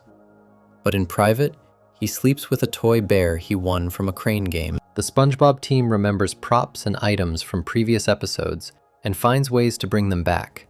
This makes the world feel continuous rather than episodic, and the show brings back characters from earlier episodes too. 62. Jeffrey the Jellyfish returns. In the episode I'm Your Biggest Fanatic, SpongeBob meets a jellyfish named Jeffrey. Jeffrey is a notable character in that particular episode, but he does not disappear after that. Jeffrey the Jellyfish appears again in Lame and Fortune. This time, he shows up in an arcade.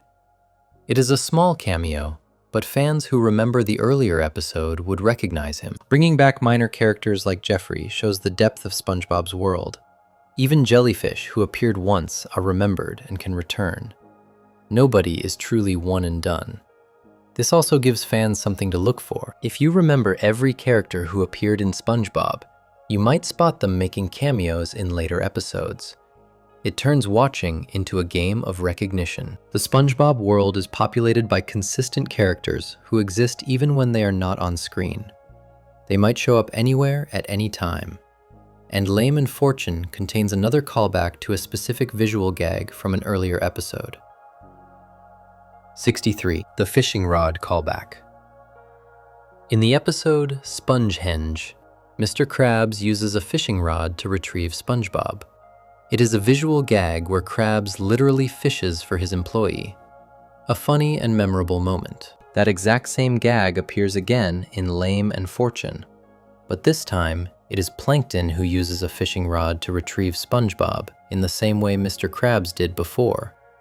This is a direct callback to the earlier episode. Someone who remembers Spongehenge would recognize the reference immediately. Plankton is doing exactly what Mr. Krabs did. Using the same gag with a different character adds a new layer. It is both a repeat of a funny joke and a new variation of it. Plankton using Krabs' technique has different implications.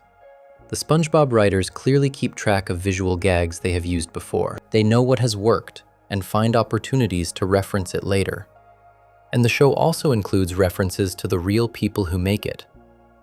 64. Voice actor names on a door. In the episode Krusty Concessionaires, there is a scene with a door. If you look closely at this door, you can see names written on it. These are not random names. The door features the names Tom Kenny, Bill Fagerback, and Roger Bumpus. These are the voice actors for SpongeBob, Patrick, and Squidward, respectively. This is a hidden tribute to the cast. Fans who know the voice actors' names would recognize them. Most viewers would not notice or understand the reference. Including the real names of people who work on the show is a tradition in SpongeBob. The show regularly pays tribute to its creators and performers through Easter eggs like this. It shows appreciation for the work these actors do. Their names appear in the world they have helped create. They are literally written into Bikini Bottom. And the first SpongeBob movie also contains hidden visual details. 65. The Piano Key Road. The first SpongeBob movie features a restaurant called Goofy Goobers. SpongeBob and Patrick spend time there and have important scenes at this location. If you look closely at the road leading to Goofy Goobers, you can see something interesting. The road looks like piano keys. The stripes are designed to resemble a keyboard. This is a subtle detail that most viewers would miss. You have to look at the road carefully and notice the pattern. But once you see it, you cannot unsee it. Goofy Goobers is a fun, musical place. Having a piano key road leading to it fits the theme. Even the path to get there is playful and musical. The animators did not have to include this detail. The road could have been plain, but they added the piano key design because it enhanced the world they were building. And other locations in SpongeBob contain hidden callbacks to earlier events. 66. The Lost and Found. Callbacks. The episode, Have You Seen This Snail?, is about SpongeBob losing Gary. It is one of the most emotional episodes of the series. In this episode, there is a Lost and Found section. This Lost and Found contains items that reference previous episodes and even the first SpongeBob movie. Soda-drinking hats appear. Squidward's souffle is there. Items from earlier adventures are collected in one place. This turns the Lost and Found into a treasure trove for fans. Each item connects to something that happened before. The show is rewarding viewers who have followed SpongeBob's adventures. It also suggests that the events of SpongeBob are all part of one continuous timeline. Items get lost and end up in Lost and Found boxes. The world operates by consistent rules. These callbacks take effort to include. Artists had to remember items from previous episodes and draw them into this scene. They did it because they care about rewarding attentive fans. But even with all this attention to detail, mistakes sometimes slip through. 67. Animation error. Harold's shirt animation is complicated, and sometimes errors make it into the final product. SpongeBob has had several notable animation mistakes over the years. In the episode Patrick Man, there is a background fish named Harold. In one shot, Harold appears shirtless, but in the very next shot, his white shirt is back on. The shirt appears out of nowhere. This is a continuity error. Harold should be wearing the same clothes throughout the scene. Someone drew him without a shirt in one frame and with a shirt in the next. Errors like this happen because many different artists work on each episode. One artist might draw a scene one way, while another draws the next scene differently. Without careful checking, inconsistencies slip through. Finding animation errors has become a hobby for some fans. They watch episodes carefully, looking for these mistakes. It is another way to engage with the show beyond just watching the story. And Harold's shirt is not the only animation error fans have found. 68. Squilliam's missing unibrow. Squilliam Fancyson is Squidward's rival. He is wealthy and successful, and has a signature unibrow that sits above his eyes. This unibrow is part of his character design. In the episode House Fancy, Squilliam has self-portraits hanging on his walls. He is so vain that he displays paintings of himself in his own home. But one of these portraits has a problem. One of Squilliam's self-portraits is missing his signature unibrow. The painting shows Squilliam without this defining feature. It is likely an animation mistake rather than an intentional choice. Artists have to draw characters consistently across every frame and every scene.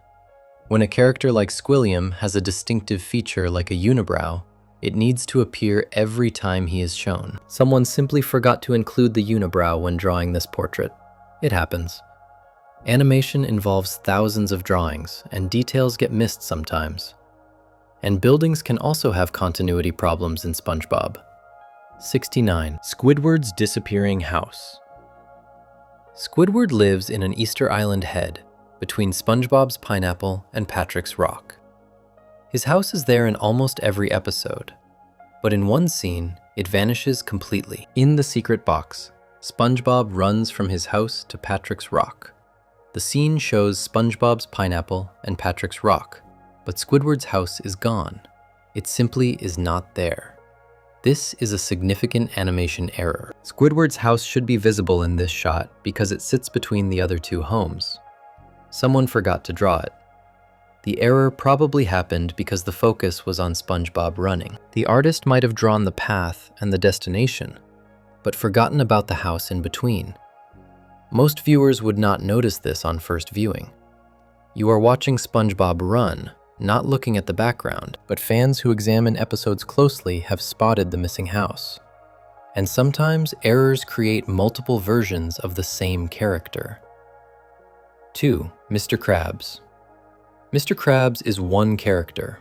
There is only one Mr. Krabs in Bikini Bottom. But in some episodes, animation errors have created situations where two Mr. Krabs are visible at once. This has happened in at least one hospital scene. Due to errors in the animation process, Mr. Krabs appears in two different places in the same shot. He is somehow duplicated.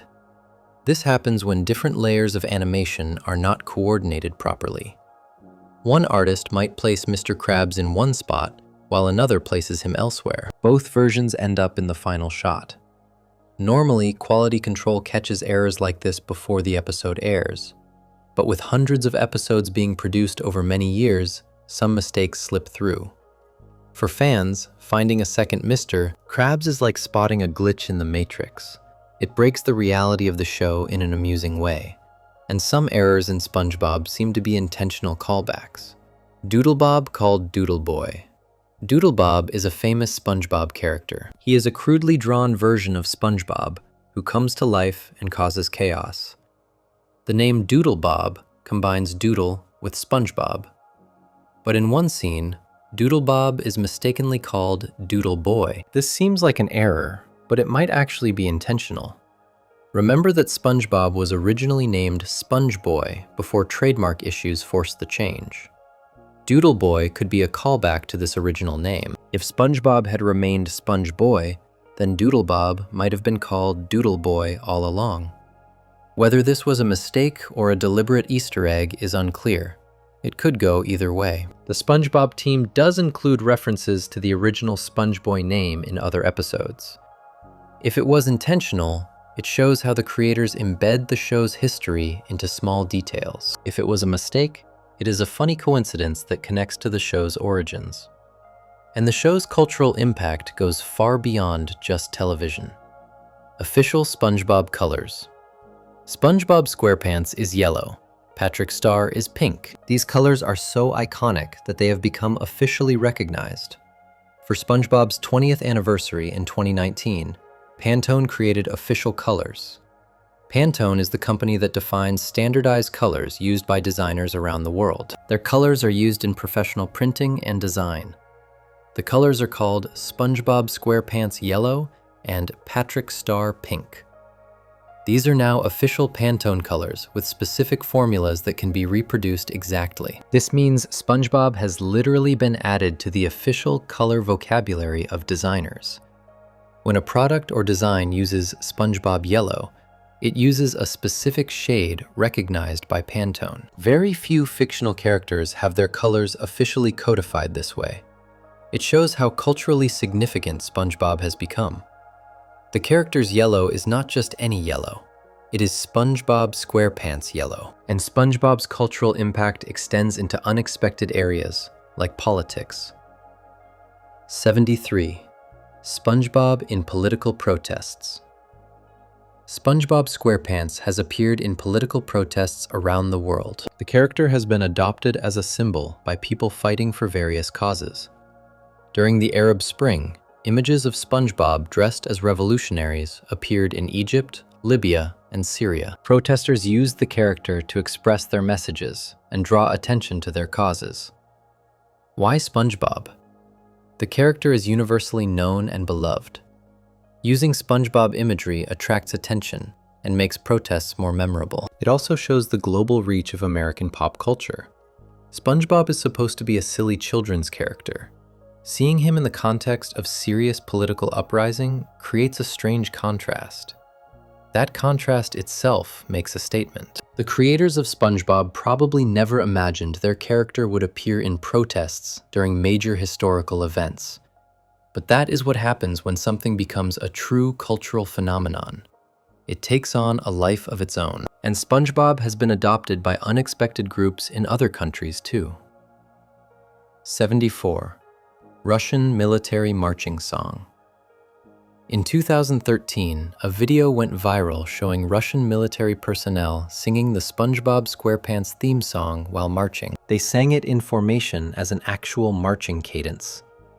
This video spread around the world and became one of the most popular military marching songs associated with the SpongeBob theme. Russian soldiers singing about a cartoon sponge while drilling was unexpected and humorous. Marching songs are supposed to build unit cohesion and keep troops in rhythm. Traditional military songs are patriotic or fierce. Using the SpongeBob theme is unusual, to say the least.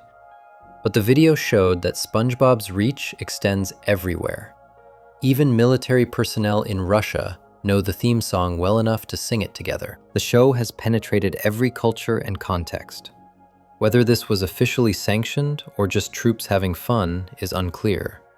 Either way, it demonstrates SpongeBob's status as a truly global phenomenon. And American sports fans have also tried to bring SpongeBob into major events. 75. Super Bowl Sweet Victory Petition.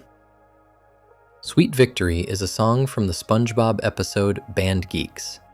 In that episode, SpongeBob and the Bikini Bottom residents performed this triumphant rock song. It became hugely popular with fans. Before Super Bowl 53 in 2019, fans petitioned for Sweet Victory to be performed during the halftime show. The petition gained massive support. SpongeBob creator Steven Hillenburg had recently passed away, and fans wanted to honor him. The NFL seemed to acknowledge the petition. Promotions suggested SpongeBob would be part of the halftime show. Fans got excited about seeing Sweet Victory at the Super Bowl, but on the night of the game, only the opening of the SpongeBob clip played. It was used as a brief transition to Travis Scott's performance. The full Sweet Victory never happened. Fans were disappointed. They felt misled by the promotion. Many expected a full tribute and got only a few seconds. But another response came from an unexpected place. 76. The Dallas Stars response. After the Super Bowl 53 disappointment, the Dallas Stars hockey team responded in their own way. They understood that fans felt let down by the brief SpongeBob appearance. The Dallas Stars played the full Sweet Victory clip at their arena.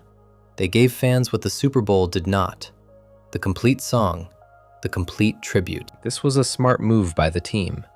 It generated goodwill and showed they were paying attention to what fans wanted. It also got them positive media coverage. The Stars Arena became the place where Sweet Victory actually happened. Fans who missed out at the Super Bowl could see it performed properly at a hockey game instead. This shows how SpongeBob moments can create real-world responses. A song from a cartoon episode became so important to fans that a professional sports team made a point of playing it correctly. And SpongeBob's creator had strong opinions about how the character should be used. 77. Hillenburg's food promotion rule. Steven Hillenburg was protective of SpongeBob and how the character was used in the real world. He had a specific rule about one type of promotion. Hillenburg said that SpongeBob could not directly interact with food products in promotions. He did not want SpongeBob used to promote unhealthy food to children. The character could not be shown eating junk food in advertisements. This was an ethical stance. SpongeBob is watched primarily by children. Using the character to sell unhealthy food to kids felt wrong to Hillenburg.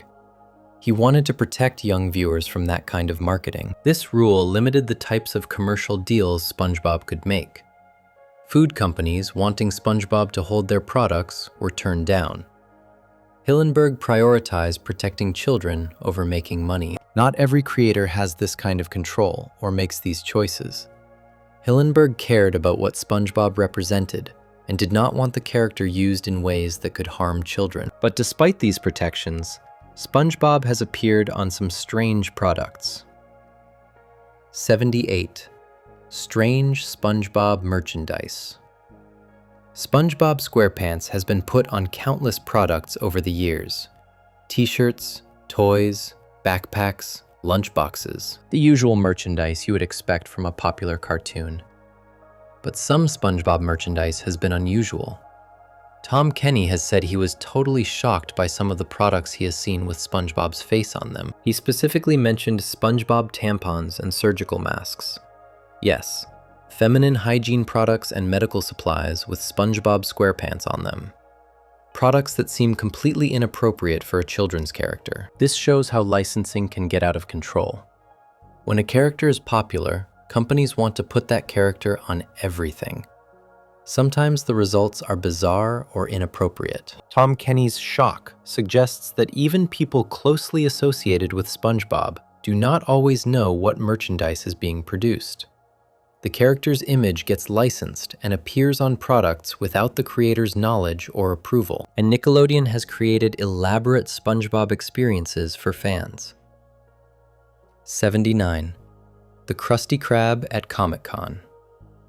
In 2019, Nickelodeon created an elaborate SpongeBob experience at San Diego Comic-Con. They did not just set up a booth, they built actual locations from the show. They recreated the Krusty Krab as an interactive experience. Fans could walk into a real-life version of the restaurant where SpongeBob works. They could see what it would be like to actually be in Bikini Bottom. But that was not all. They also built a 22-foot-tall chum bucket. Plankton's rival restaurant towered over the Continue 1230 Comic-Con floor. Fans could see the scale of these locations in real life. These kinds of immersive experiences show how invested Nickelodeon is in SpongeBob. They spend significant money building physical environments from a cartoon. It is more than just showing clips or selling merchandise. Fans could take pictures inside the Krusty Krab. They could experience what the show's world might actually feel like. It brought the animation to life in a tangible way, and SpongeBob has achieved records that prove its lasting popularity. 80. The longest-running Nickelodeon series. SpongeBob SquarePants has been on the air for over 25 years. It started in 1999 and continues to produce new episodes today. This is an extraordinary run for any television show. SpongeBob is Nickelodeon's longest-running series. No other show on the network has lasted as long or produced as many episodes. With over 300 episodes produced, it has far surpassed other Nickelodeon programs. For comparison, most animated shows last 5 to 10 seasons at most. SpongeBob has been going for over 2 decades with no signs of stopping. Each year brings new episodes and new generations of fans. The show has outlasted many of its competitors. It has survived changes in television viewing habits, the rise of streaming, and shifts in what children watch. Through all of this, SpongeBob has remained popular. Being the longest-running show on a major children's network is a significant achievement. It means SpongeBob resonated with audiences in a way few other shows have, and the show has referenced its own history in clever ways throughout its run. 81. The SpongeBoy reference in Squeaky Boots. Remember that SpongeBob was originally going to be named SpongeBoy before trademark issues forced the change. The show has acknowledged this history. In the episode Squeaky Boots, Mr. Krabs says the line, "SpongeBoy me Bob." This is a direct reference to the original name. Mr. Krabs accidentally calls SpongeBob by the name he was almost given. This is an inside joke for people who know the show's development history. Most viewers would not understand why Mr. Krabs said SpongeBoy instead of SpongeBob. But fans who know about the trademark issue would recognize the callback. Including references like this shows that the creators have a sense of humor about their own history.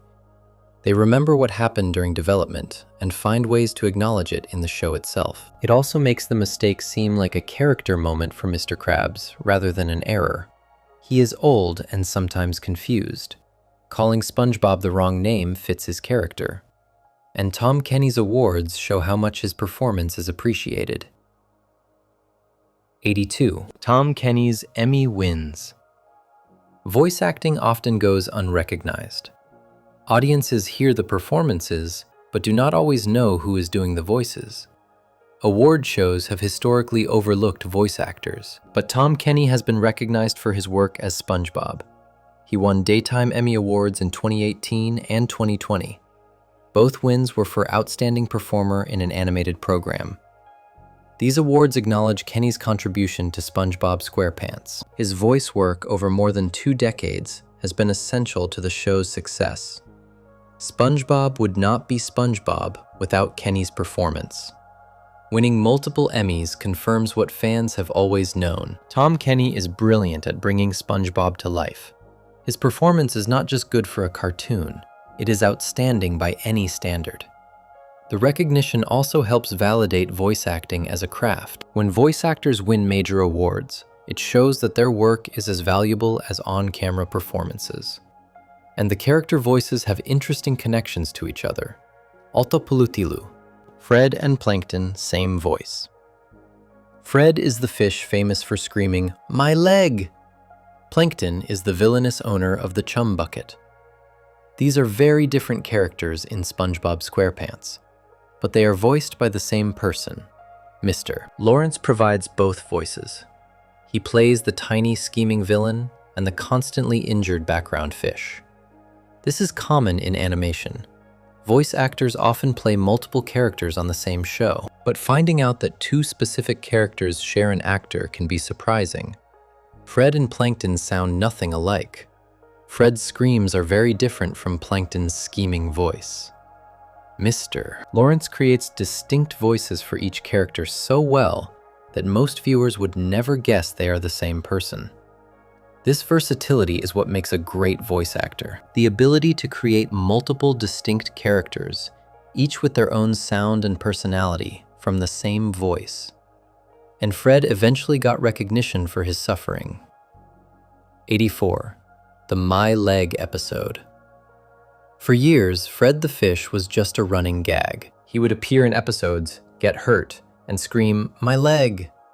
Fans loved this recurring joke, and it became part of SpongeBob culture.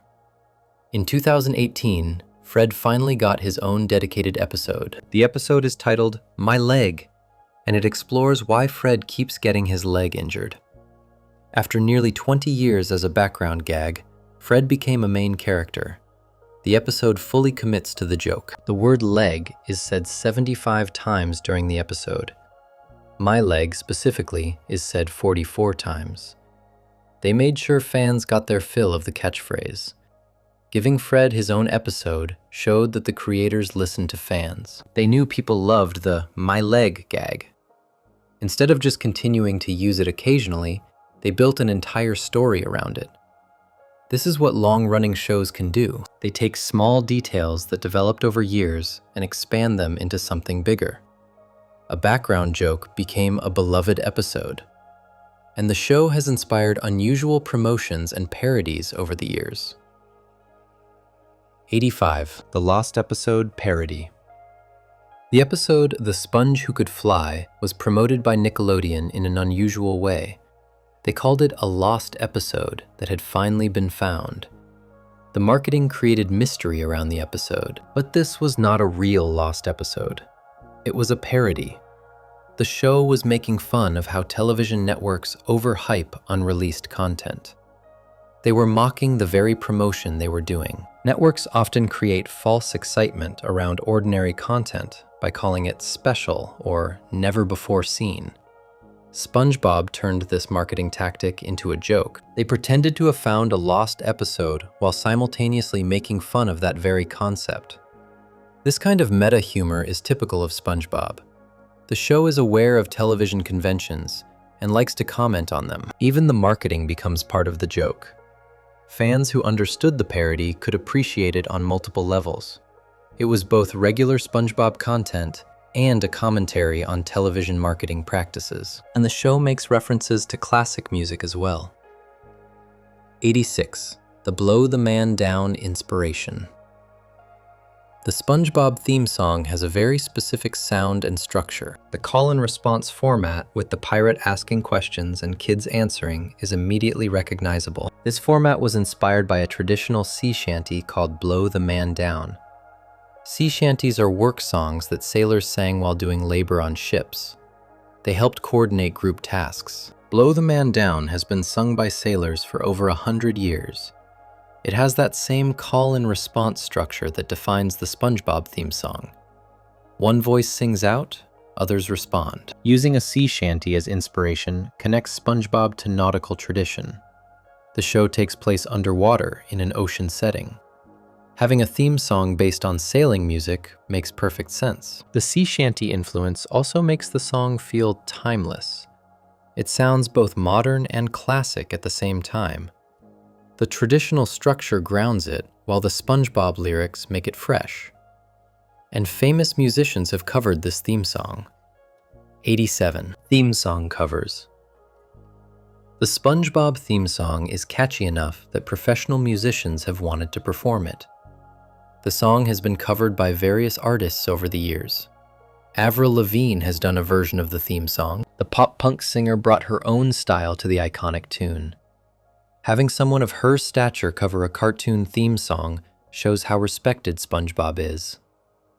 The Violent Femmes have also covered the theme song. This alternative rock band put their unique spin on the children's cartoon music. It is a strange combination that somehow works. These covers introduce SpongeBob music to different audiences. Fans of these artists might hear the theme song performed by their favorite musician. It creates new connections to the show. The fact that legitimate musicians want to cover the theme song proves its quality. It is not just functional children's television music. It is a genuinely good song that holds up outside the context of the show. And the show's music uses many vintage recordings. Otgiashtich, vintage Hawaiian music. Much of the Hawaiian steel guitar music in SpongeBob comes from old recordings. The show uses vintage 1970s recordings by George Chuck de Freitas. These are actual recordings from decades ago. Famous tracks used include Honolulu March, Samoa, and Hawaiian Pussycat. These songs were recorded long before SpongeBob existed. They have become associated with the show, even though they were created for other purposes. Using vintage music gives SpongeBob an authentic tropical sound. These old recordings have a quality that is hard to reproduce today. The warmth and character of 1970s recording technology comes through. It also connects SpongeBob to a broader musical tradition. The show is not just using generic Hawaiian-sounding music. It is using actual historical recordings that are part of Hawaiian music history. For listeners who know these original songs, hearing them in SpongeBob creates an interesting connection. Music from their past now plays in a popular children's cartoon.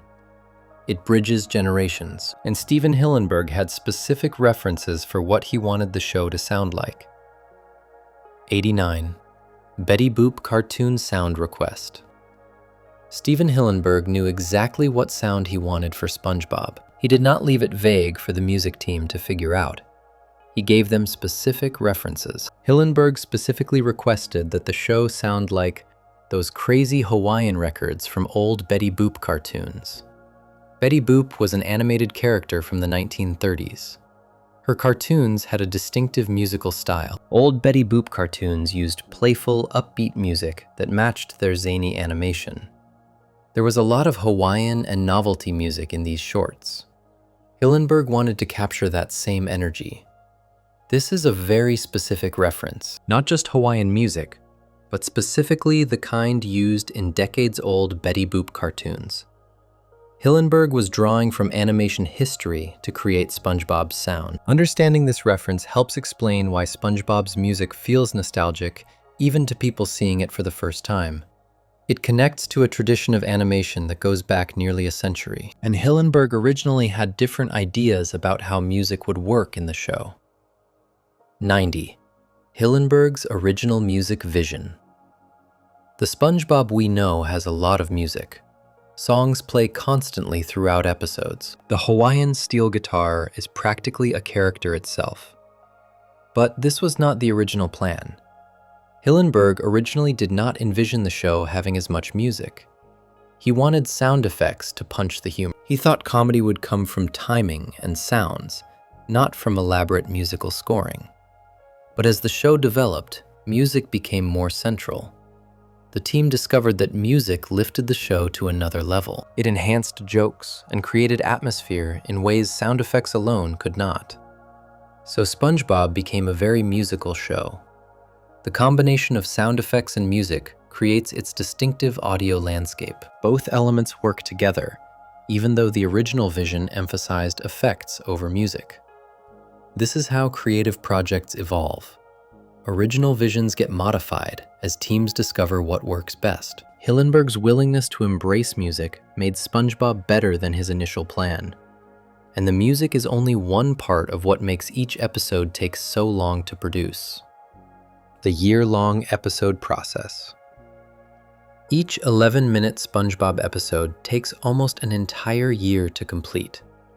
This seems extreme for such a short amount of content, but the process has many stages.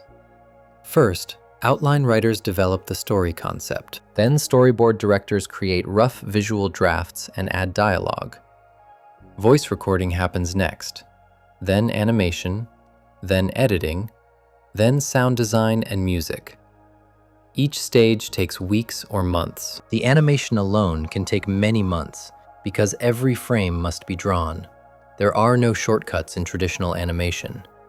The production also happens across multiple locations. Storyboarding is done in California. Animation is done in South Korea. Coordinating work across different countries adds complexity and time. All of these factors add up to nearly a year for one episode. It is labor-intensive work that requires many skilled people working together over extended periods. And the people who make SpongeBob have included their own names in the show. 92. Voice actor names Easter egg. In the episode Krusty Concessionaires, attentive viewers can spot names written on a door. These are not random names. They are the names of people who make SpongeBob. The door features Tom Kenny, Bill Fagerback, and Roger Bumpus. These are the voice actors for SpongeBob, Patrick, and Squidward. Their real names appear in the cartoon they help create. This is a tribute from the animators to the voice cast. By including their names in a background detail, the artists acknowledge the performers who bring these characters to life. Most viewers would never notice these names. They appear briefly and are not central to the story. But fans who pause and examine the details can find them. Including real names in the animation creates a personal connection between the show and its creators. The people behind SpongeBob are literally written into the world they have built together. And other real-life details have made their way into the show. 33. Hillenburg's lips on Painty Painty the Pirate appears at the beginning of every SpongeBob episode. He is the painting that sings the theme song. But how does a painting sing? Someone had to provide the moving lips. Steven Hillenburg's lips were imposed onto the Painty the Pirate painting. The creator's actual mouth was filmed and then edited onto the thrift shop painting. When Painty sings, those are Hillenburg's real lips. According to the Backstage Pants special feature on the Nautical Nonsense and Sponge Buddies DVD, and the behind the scenes of the SpongeBob opening special feature on the SpongeBob's Truth or Square DVD, the real-life lips in the painting belong to the show's creator. At the 2019 San Diego Comic-Con, the SpongeBob cast publicly confirmed this detail. Roger Bumpus, who voices Squidward, told the audience that when you see the opening with the painting of the pirate and those lips moving, that's Steven. Tom Kenny added that somebody found the painting in a thrift store somewhere, on sale. Kenny also joked that this is about as close of a glimpse as most SpongeBob fans are ever going to get of Steve Hillenburg, because of his private nature. The painting itself, created by artist Calvin Liang, depicts a pirate's head with a parrot on his shoulder. He has curly, light brown hair, green eyes, a black patch over his left eye, an orange jacket, a white shirt, a black skull and crossbones hat, and a red bandana. His painted mouth is replaced by Hillenburg's live-action mouth, giving him the uncanny appearance of actually talking and singing. This is a very personal touch. The creator literally put himself into every episode of his show. Every time SpongeBob airs, Steven Hillenburg's lips appear on screen singing the theme song. The theme song itself has deep connections to Hillenburg's past. The opening lines were based on lines Hillenburg had to say to kids when he worked as a fake sailor at the Orange County Marine Institute, though he used the early modern English "yay" instead of the more contemporary "you." When he was a marine biology teacher in the mid-1980s, he and his colleagues would dress as pirates and sing songs to entertain young visitors. The first two lines of one of those songs were incorporated into the SpongeBob SquarePants theme. Creative director Derek Dryman explained Hillenburg's vision for the song. Steve's idea was to try to make the most annoying song you can, so when Saturday morning, when kids turn the TV on and parents are trying to sleep, you have this pirate screaming in the other room for the kids to jump on the floor. The melody was composed by Mark Harrison and Blaze Smith, adapted from a sea shanty titled Blow the Man Down. The lyrics were written by Hillenburg and Dryman. Stylistically, the song is a sea shanty, featuring a call and response between Painty and a chorus of children. Patrick Pinney, a veteran voice actor, provides Painty's singing voice. The voices of the kids responding to the captain are provided by Devin Johnson, Sarah Paxton, and Cameron Walling. Combined with the thrift shop painting and Patrick Pinney's singing voice, Painty the Pirate is a collaborative creation. 3 different elements from 3 different sources combine to create this iconic character: Leung's painting, Pinney's voice, and Hillenburg's lips. The opening sequence contains even more of Hillenburg's physical presence. A sailor's hand appears on screen during the theme song to give SpongeBob his pants. That hand, known as Hans, is also played by Hillenburg. The underwater footage that appears after Painty finishes his opening question was filmed in a pool owned by animator Gendy Tartakovsky, creator of Dexter's Laboratory and Samurai Jack. Hillenburg also provided the original voice of Potty the Parrot, the puppet companion of Patchy the Pirate, who appears in live-action special episode segments. Patchy himself is played by Tom Kenny, creating another layer of connection between the show's creators and performers. It also means Hillenburg's physical presence remains in the show even after his passing. His lips continue to sing the theme song in every episode. He will always be part of SpongeBob. At the end of the SpongeBob movie, Sponge on the Run, released in 2020, the ending of the theme song plays during the "In Memory of Steven Hillenburg" message, a fitting tribute given that his own lips sing those words. For a creator who was famously private, who did not want people to know about his life or family, who had no real interest in being on camera or becoming a celebrity, this hidden cameo represents a perfect compromise. He is present in every episode, yet most viewers never knew they were looking at him. His lips have been seen by billions of people around the world, but his privacy remained intact. It was the kind of funny, clever solution Hillenburg would have appreciated. And Hillenburg's instincts led to many of the show's best decisions. 94. Funnier was always the reason. Throughout SpongeBob's development, Steven Hillenburg made many changes.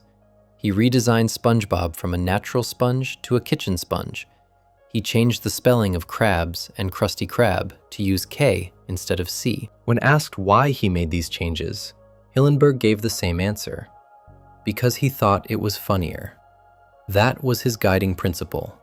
Whatever made the show funnier was the right choice. In the Intertidal Zone, his original educational comic, the character was a natural sponge. But when Hillenburg sketched a square household sponge, he knew immediately that his star had been born. As he explained, it looked so funny. The square shape matched the character's square personality perfectly. In terms of cartoon language, he became easier to recognize, fitting the character type Hillenburg was looking for: a somewhat nerdy, squeaky clean oddball. Hillenburg even created an in-universe explanation. SpongeBob is made of cellulose, but he has parents who are natural sponges, so he got the square gene. The same instinct guided the naming. When Hillenburg first created Mr. Krabs, his surname was spelled Krabs, and the name of the restaurant was The Krusty Krab. Hillenburg changed the spelling shortly before production began on the show's pilot episode, deciding that K's were funnier and more memorable. This small decision became iconic. The letter K carries a sharper, more absurd quality in English. It looks and sounds inherently sillier than C. Hillenburg recognized this and followed his instinct. This seems simple, but it is actually profound. Many creators would focus on what makes sense, or what looks cool, or what follows trends. Hillenburg focused on what was funny. His comedy philosophy was straightforward: As he put it, first of all, we want the show to be really funny. The characters act silly, even totally ridiculous at times, and most of the jokes do not come out of pop cultural references. It seems like we are aiming at a child audience, but everyone can laugh at the basic human traits that are funny. It is playful. The humor is playful. The world is playful. Hillenburg's comedic influences shaped his instinct. When developing SpongeBob's personality with creative director Derek Drymon, they sat on Hillenburg's bed watching videos of Pee Wee Herman, Buster Keaton, Stan Laurel, and Jerry Lewis. Jerry Lewis's 1960 comedy The Bellboy was particularly inspiring. Steve talked all through it, Drymon recalled, pointing out things he liked about the character Jerry was playing. One scene stood out. Jerry's boss gives him the job of putting out hundreds of folding chairs in a giant auditorium. It looks like it will take hours. The boss steps out for a minute, and when he walks back in, Jerry had magically filled the place with chairs. That kind of impossible, cheerful competence became SpongeBob's signature. They also studied Toad in a Hole, a 1932 Laurel and Hardy short. Drymon remembered that Steve loved how Stan entertained himself by drawing on the wall and playing tic-tac-toe all alone after being put in a little room as punishment. He was like a kid being put in the corner. Steve really wanted to capture that innocent, kid-like humor. Hillenburg saw SpongeBob's appeal in classical comedy terms. He found it amusing to watch a naive, well-meaning character kind of undo more cynical characters, like watching Laurel and Hardy or Charlie Chaplin. He thought that was why kids liked the show, and maybe even why adults liked it too. Adults who wish they were still kids. The essence of the show, as Hillenburg described it, is that SpongeBob is an innocent in a world of jaded characters. The rest is absurd packaging. SpongeBob is a complete innocent, not an idiot. SpongeBob never fully realizes how stupid Patrick is. They are whipping themselves up into situations, and that is always where the humor comes from. One outside observer captured what made the show's humor distinctive.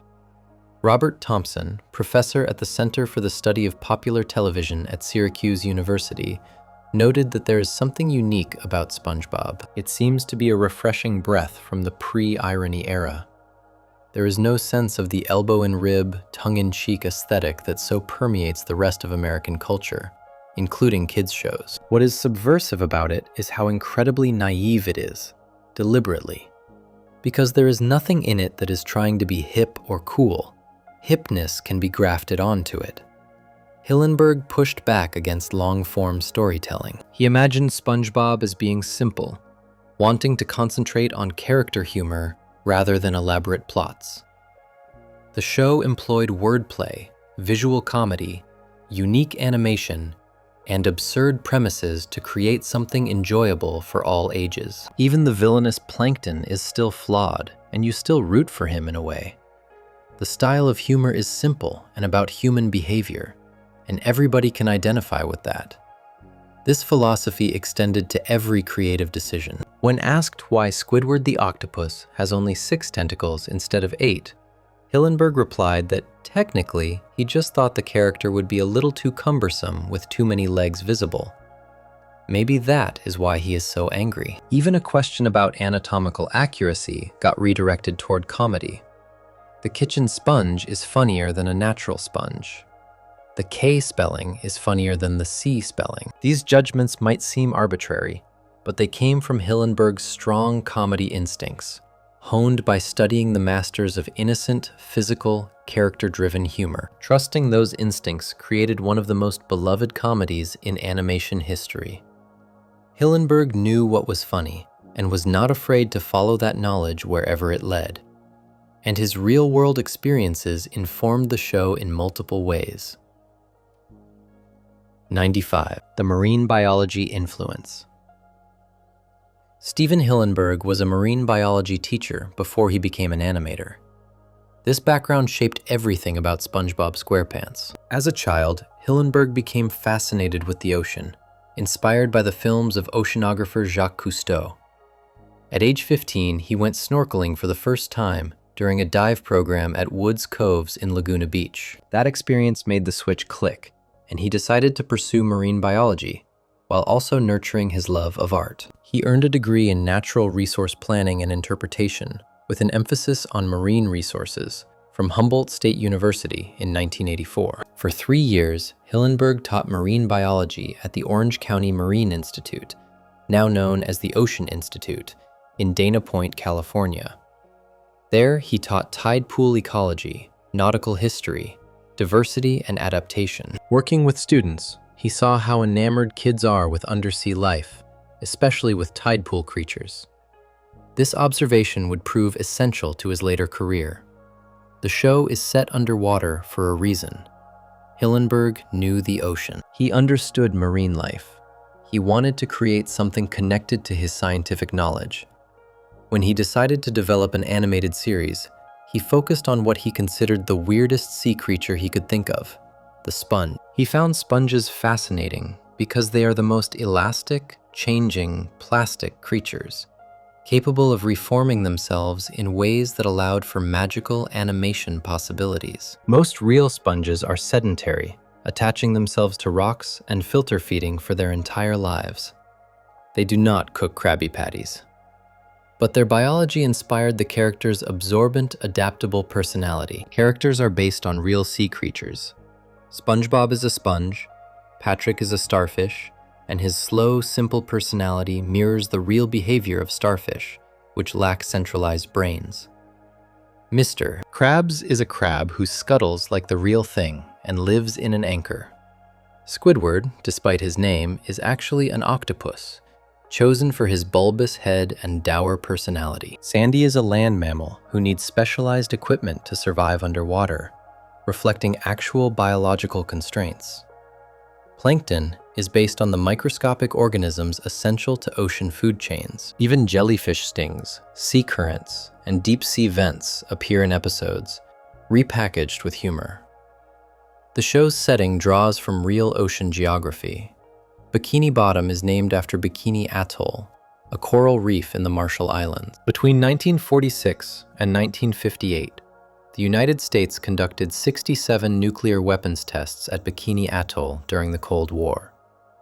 Mr. Lawrence, who voices Plankton and has written for the show since its earliest days, confirmed in an interview that this connection was intentional and was part of the fun during development. The creative team discussed how far they wanted to take the concept of Bikini Bottom being situated beneath a nuclear test site. While the show never becomes preachy about this history, subtle references appear that observant viewers might notice. The educational comic The Intertidal Zone that Hillenburg created to teach his students became the foundation for SpongeBob. While working at the Marine Institute, an educational director asked if he would be interested in creating a comic book about tide pool animal life. He created anthropomorphic sea creatures, including Bob the Sponge, who at that time resembled a realistic sea sponge. The character evolved into the square kitchen sponge design because it looked funnier and allowed for more expressive animation. Hillenburg tried to get the Intertidal Zone published as a comic book, but found no interested publishers. Decades later, images from that original comic were reprinted in SpongeBob comics. The show's narrator, the French-speaking voice that opens many episodes, was directly inspired by Jacques Cousteau. When the narrator makes visual appearances, he wears a red beanie atop his diving helmet, a signature Cousteau style. On the SpongeBob SquarePants movie DVD, Cousteau's son, Jean-Michel Cousteau, made a guest appearance in a special feature. Hillenburg never intended to make an educational show, but his desire to make marine biology fun for students evolved into one of the most successful cartoons ever made. In 2001, the environmental nonprofit organization Heal the Bay awarded Hillenburg the Walk the Talk Award for raising public awareness about marine life. His scientific foundation gave the series a thematic anchor, while his quirky sense of humor made it universally appealing. Through Bikini Bottom, he brought tide pools and coral reefs into living rooms and reminded audiences that the ocean is full of life, mystery, and joy. 96. The Together Recording Sessions. Most animated shows have their voice actors record alone. Each performer goes into a booth separately and reads their lines. The performances are assembled in editing. Days or even weeks can pass between one actor's session and another's. SpongeBob does things differently. The cast records together in the same room. Tom Kenny, Bill Fagerbach, Roger Bumpus, Clancy Brown, and the others perform their scenes together. This approach has been part of the show's DNA since the very beginning, established by creator Steven Hillenburg as his credo for the series. If the actors are in a scene together, they record together. Kenny has described it as old school, Rocky and Bullwinkle style recording, like a radio play.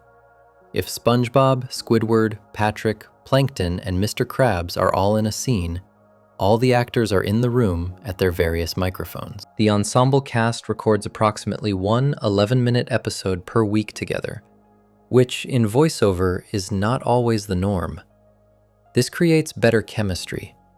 When actors are in the same room, they react to each other naturally. The timing of conversations feels more realistic because they are actually having conversations. Roger Bumpus, who voices Squidward, has spoken about this ensemble effect, noting that even though modern animation requires a micro gap between the end of one character's dialogue and the start of another for technical reasons, recording together still gives the show a wonderful organic feel. In the early days, Kenny was even put into an isolation booth within the studio, so that when interacting with SpongeBob, the other actors could actually overlap a little bit.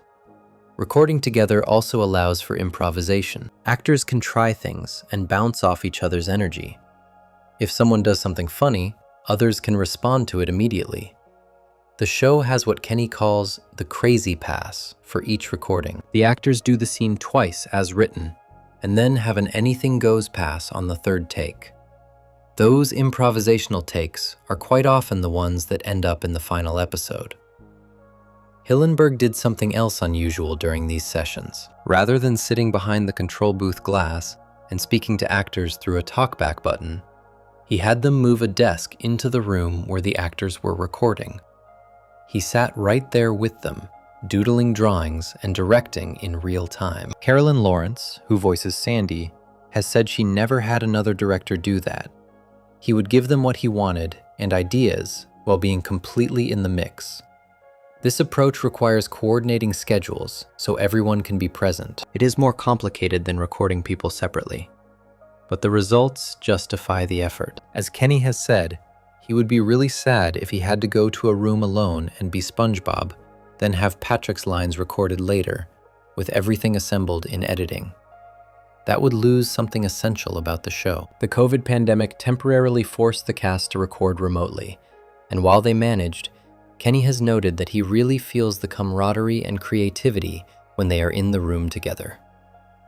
Mr. Lawrence, who voices Plankton, recalls that recording together was how it started, and remained that way for a long time.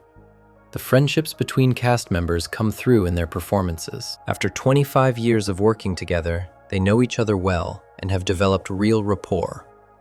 Kenny has compared it to playing in a band together for a long time, where he can look at the guitar player and know what they are going to do. They know the mission, the intent, and they are all on the same page. Nobody needs to ask what kind of humor the show is going for anymore.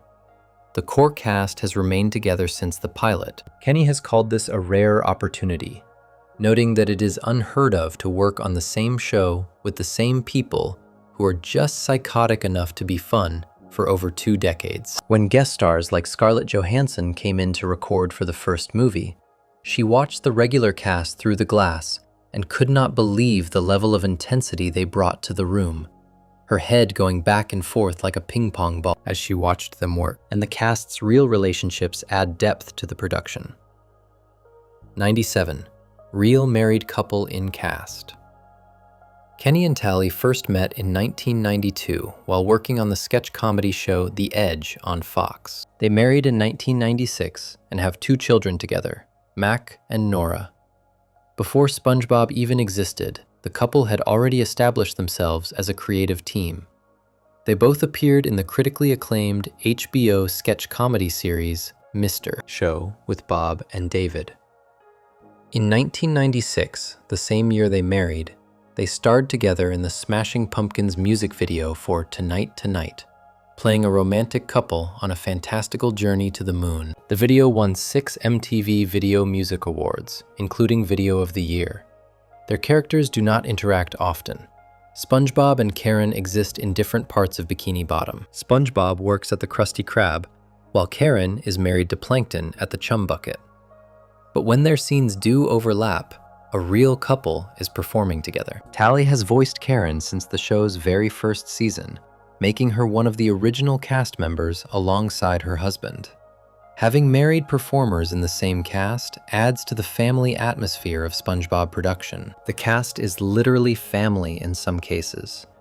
Kenny has spoken warmly about his colleagues over the years, describing how the voice actors have developed genuine friendships through decades of working together. He has called fellow cast member Roger Bumpus, who voices Squidward, brilliant, and noted how invested Bumpus becomes during recording sessions. Kenny and Tally have been together for nearly 30 years. They have worked on numerous projects together beyond SpongeBob.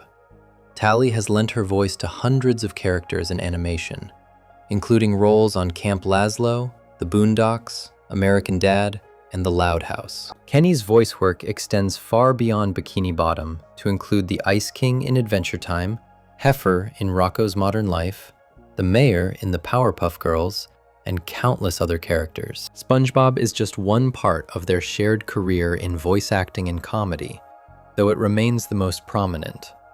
This personal connection between cast members helps explain why SpongeBob feels so warm. The people making the show have genuine relationships with each other. Kenny has won 2 Daytime Emmy Awards and 2 Annie Awards for his work as SpongeBob. That care and dedication comes through in the final product. The cast has remained remarkably stable over more than 25 years, creating a consistency that viewers can feel even if they cannot articulate it. And the show has honored performers who are no longer with us. 98. Ernest Borgnine's legacy. Ernest Borgnine was an Academy Award-winning actor who voiced Mermaid Man from 1999 until his death in 2012. He brought Hollywood prestige to a Nickelodeon cartoon. Borgnine won the Academy Award for Best Actor in 1956 for his role in Marty.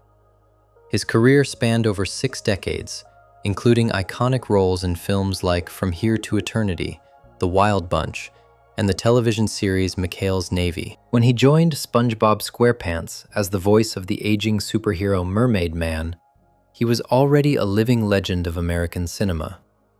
For 13 years, Borgnine gave life to the retired superhero. His voice acting brought credibility and warmth to Mermaid Man. The character felt like a genuine old-timer, because a genuine veteran actor was playing him. Borgnine was joined by Tim Conway, another entertainment veteran, who voiced Mermaid Man's sidekick Barnacle Boy. The pairing brought real chemistry to the characters, as Borgnine and Conway had been friends for decades. Mermaid Man and Barnacle Boy became fan favorites. The duo appeared in numerous episodes, living in a retirement home, but occasionally returning to fight villains alongside SpongeBob and Patrick. The humor often played on their advanced age and fading abilities, but always with affection rather than mockery.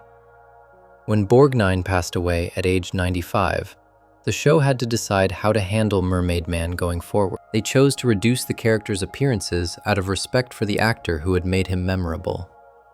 Tim Conway continued voicing Barnacle Boy until his own death in 2019. Mermaid Man still exists in SpongeBob, but episodes featuring him became less frequent after 2012. The show acknowledges that no one can replace Borgnine in the role. When Mermaid Man does appear in newer episodes, the production team has used archived recordings or limited his dialogue significantly. This shows respect for the contributions performers make. Borgnine was not just a voice. He was Mermaid Man. Honoring his legacy means being careful about how the character is used without him. The decision reflects a broader philosophy within the SpongeBob production team about valuing the people who built the show. And SpongeBob continues to create new episodes and reach new audiences. The series has now run for over 25 years, outliving several of its original contributors. Tom Kenny continues to voice SpongeBob himself, having been with the show since before it even aired. The continuity of the core cast helps maintain the show's identity, even as it evolves and new characters join the underwater world of Bikini Bottom. 99. The scale of SpongeBob. SpongeBob SquarePants has produced over 300 episodes. This is an enormous amount of content. Most television shows never come close to this number. In 2025, SpongeBob became the longest-running American children's animated series in television history. 300 episodes means hundreds of hours of SpongeBob adventures. Each episode required approximately a year of work from conception to broadcast. The show employs large teams of writers, animators, voice actors, and production staff. The total effort invested in SpongeBob across more than 2 decades is staggering. This volume of content means there is always more SpongeBob to discover. Even dedicated fans might not have seen every episode. New viewers can explore years of content. The show has aired continuously since its premiere on July 17, 1999, making it a fixture across multiple generations. Children who watched the earliest episodes now share the show with their own kids. Producing 300 episodes while maintaining quality is extremely difficult. Many long-running shows decline in later seasons. SpongeBob has faced criticism that newer episodes do not match the quality of the first 3 seasons, often called the Golden Era. Creator Steven Hillenburg served as showrunner for those early years before stepping back after the first movie in 2004. He returned to help write the second film in 2015 and remained involved as executive producer until his death. But the show continues to find audiences, winning awards and generating new fans. The 300-episode milestone proves SpongeBob's enduring popularity. Networks do not keep producing shows that people do not watch. Within its first month on air, SpongeBob overtook Pokémon as the highest-rated Saturday morning children's series. By 2002, total viewership reached over 61 million, with 20 million viewers aged 18 to 49. The show has won 6 Annie Awards, 4 Emmy Awards, 2 BAFTA Children's Awards, and a record 22 Kids' Choice Awards. SpongeBob is now one of the most widely distributed properties in Paramount history, seen in more than 180 markets and translated into over 30 languages. The franchise has generated billions in merchandise revenue. A Tony-nominated Broadway musical opened in 2017. 3 theatrical films have been released, with more content in development. And this success ultimately goes back to one person's vision. Steven Hillenburg never expected a show about a sponge to achieve mass appeal. He simply wanted to make himself and his team laugh while staying true to his love of the ocean. That authenticity resonated with audiences worldwide and built something that continues long after its creator's passing. 100. The vision that started it all. SpongeBob SquarePants exists because Steven Hillenburg had a vision. A marine biology teacher who loved cartoons wanted to combine his 2 passions. He created something completely original. Hillenburg became fascinated with the ocean as a child and developed an interest in art. At age 15, he went snorkeling for the first time, an experience that cemented his love of marine life. Some high school teachers, knowing both his interests, advised him to just draw fish, but the idea seemed boring to him. He was more interested in making weird little paintings. During summers after high school, he worked as a fry cook and lobster boiler at a seafood restaurant in Maine. This experience directly inspired SpongeBob's job at the Krusty Krab. The restaurant owner, with his strong Maine accent, reminded Hillenburg of a pirate and became the inspiration for Mr. Krabs. From the unpublished Intertidal Zone comic, to the thrift shop painting, to the miniature aquarium pitch, Hillenburg built SpongeBob piece by piece. While teaching marine biology at the Orange County Marine Institute, he created the Intertidal Zone, an educational comic featuring anthropomorphic sea life, including a character called Bob the Sponge. The opening sequence features Painty the Pirate, an oil painting Hillenburg found at a thrift store, with his own mouth superimposed on it. When pitching to Nickelodeon executives, he wore a Hawaiian shirt, brought a terrarium with character models, and played Hawaiian music. He fought for creative control. When executives wanted SpongeBob to be a child attending school, Hillenburg refused, insisting the character be an adult. He compromised by creating Mrs. Puff's boating school. He made choices based on what was funnier. He initially drew SpongeBob as a natural sea sponge, but after sketching a square kitchen sponge, it looked so funny that he knew his star had been born. The show reflects his personality and values. The marine biology authenticity runs throughout. He refused to license SpongeBob's image to sell fast food and other products he considered harmful to children.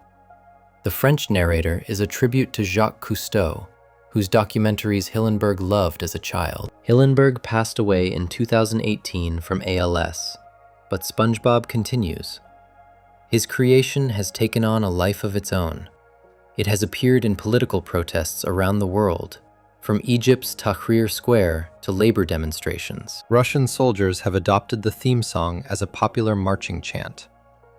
In 2019, Nickelodeon partnered with Pantone to create official SpongeBob yellow and Patrick Star pink colors for the show's 20th anniversary. From Bikini Bottom to the real world, SpongeBob SquarePants has become part of global culture.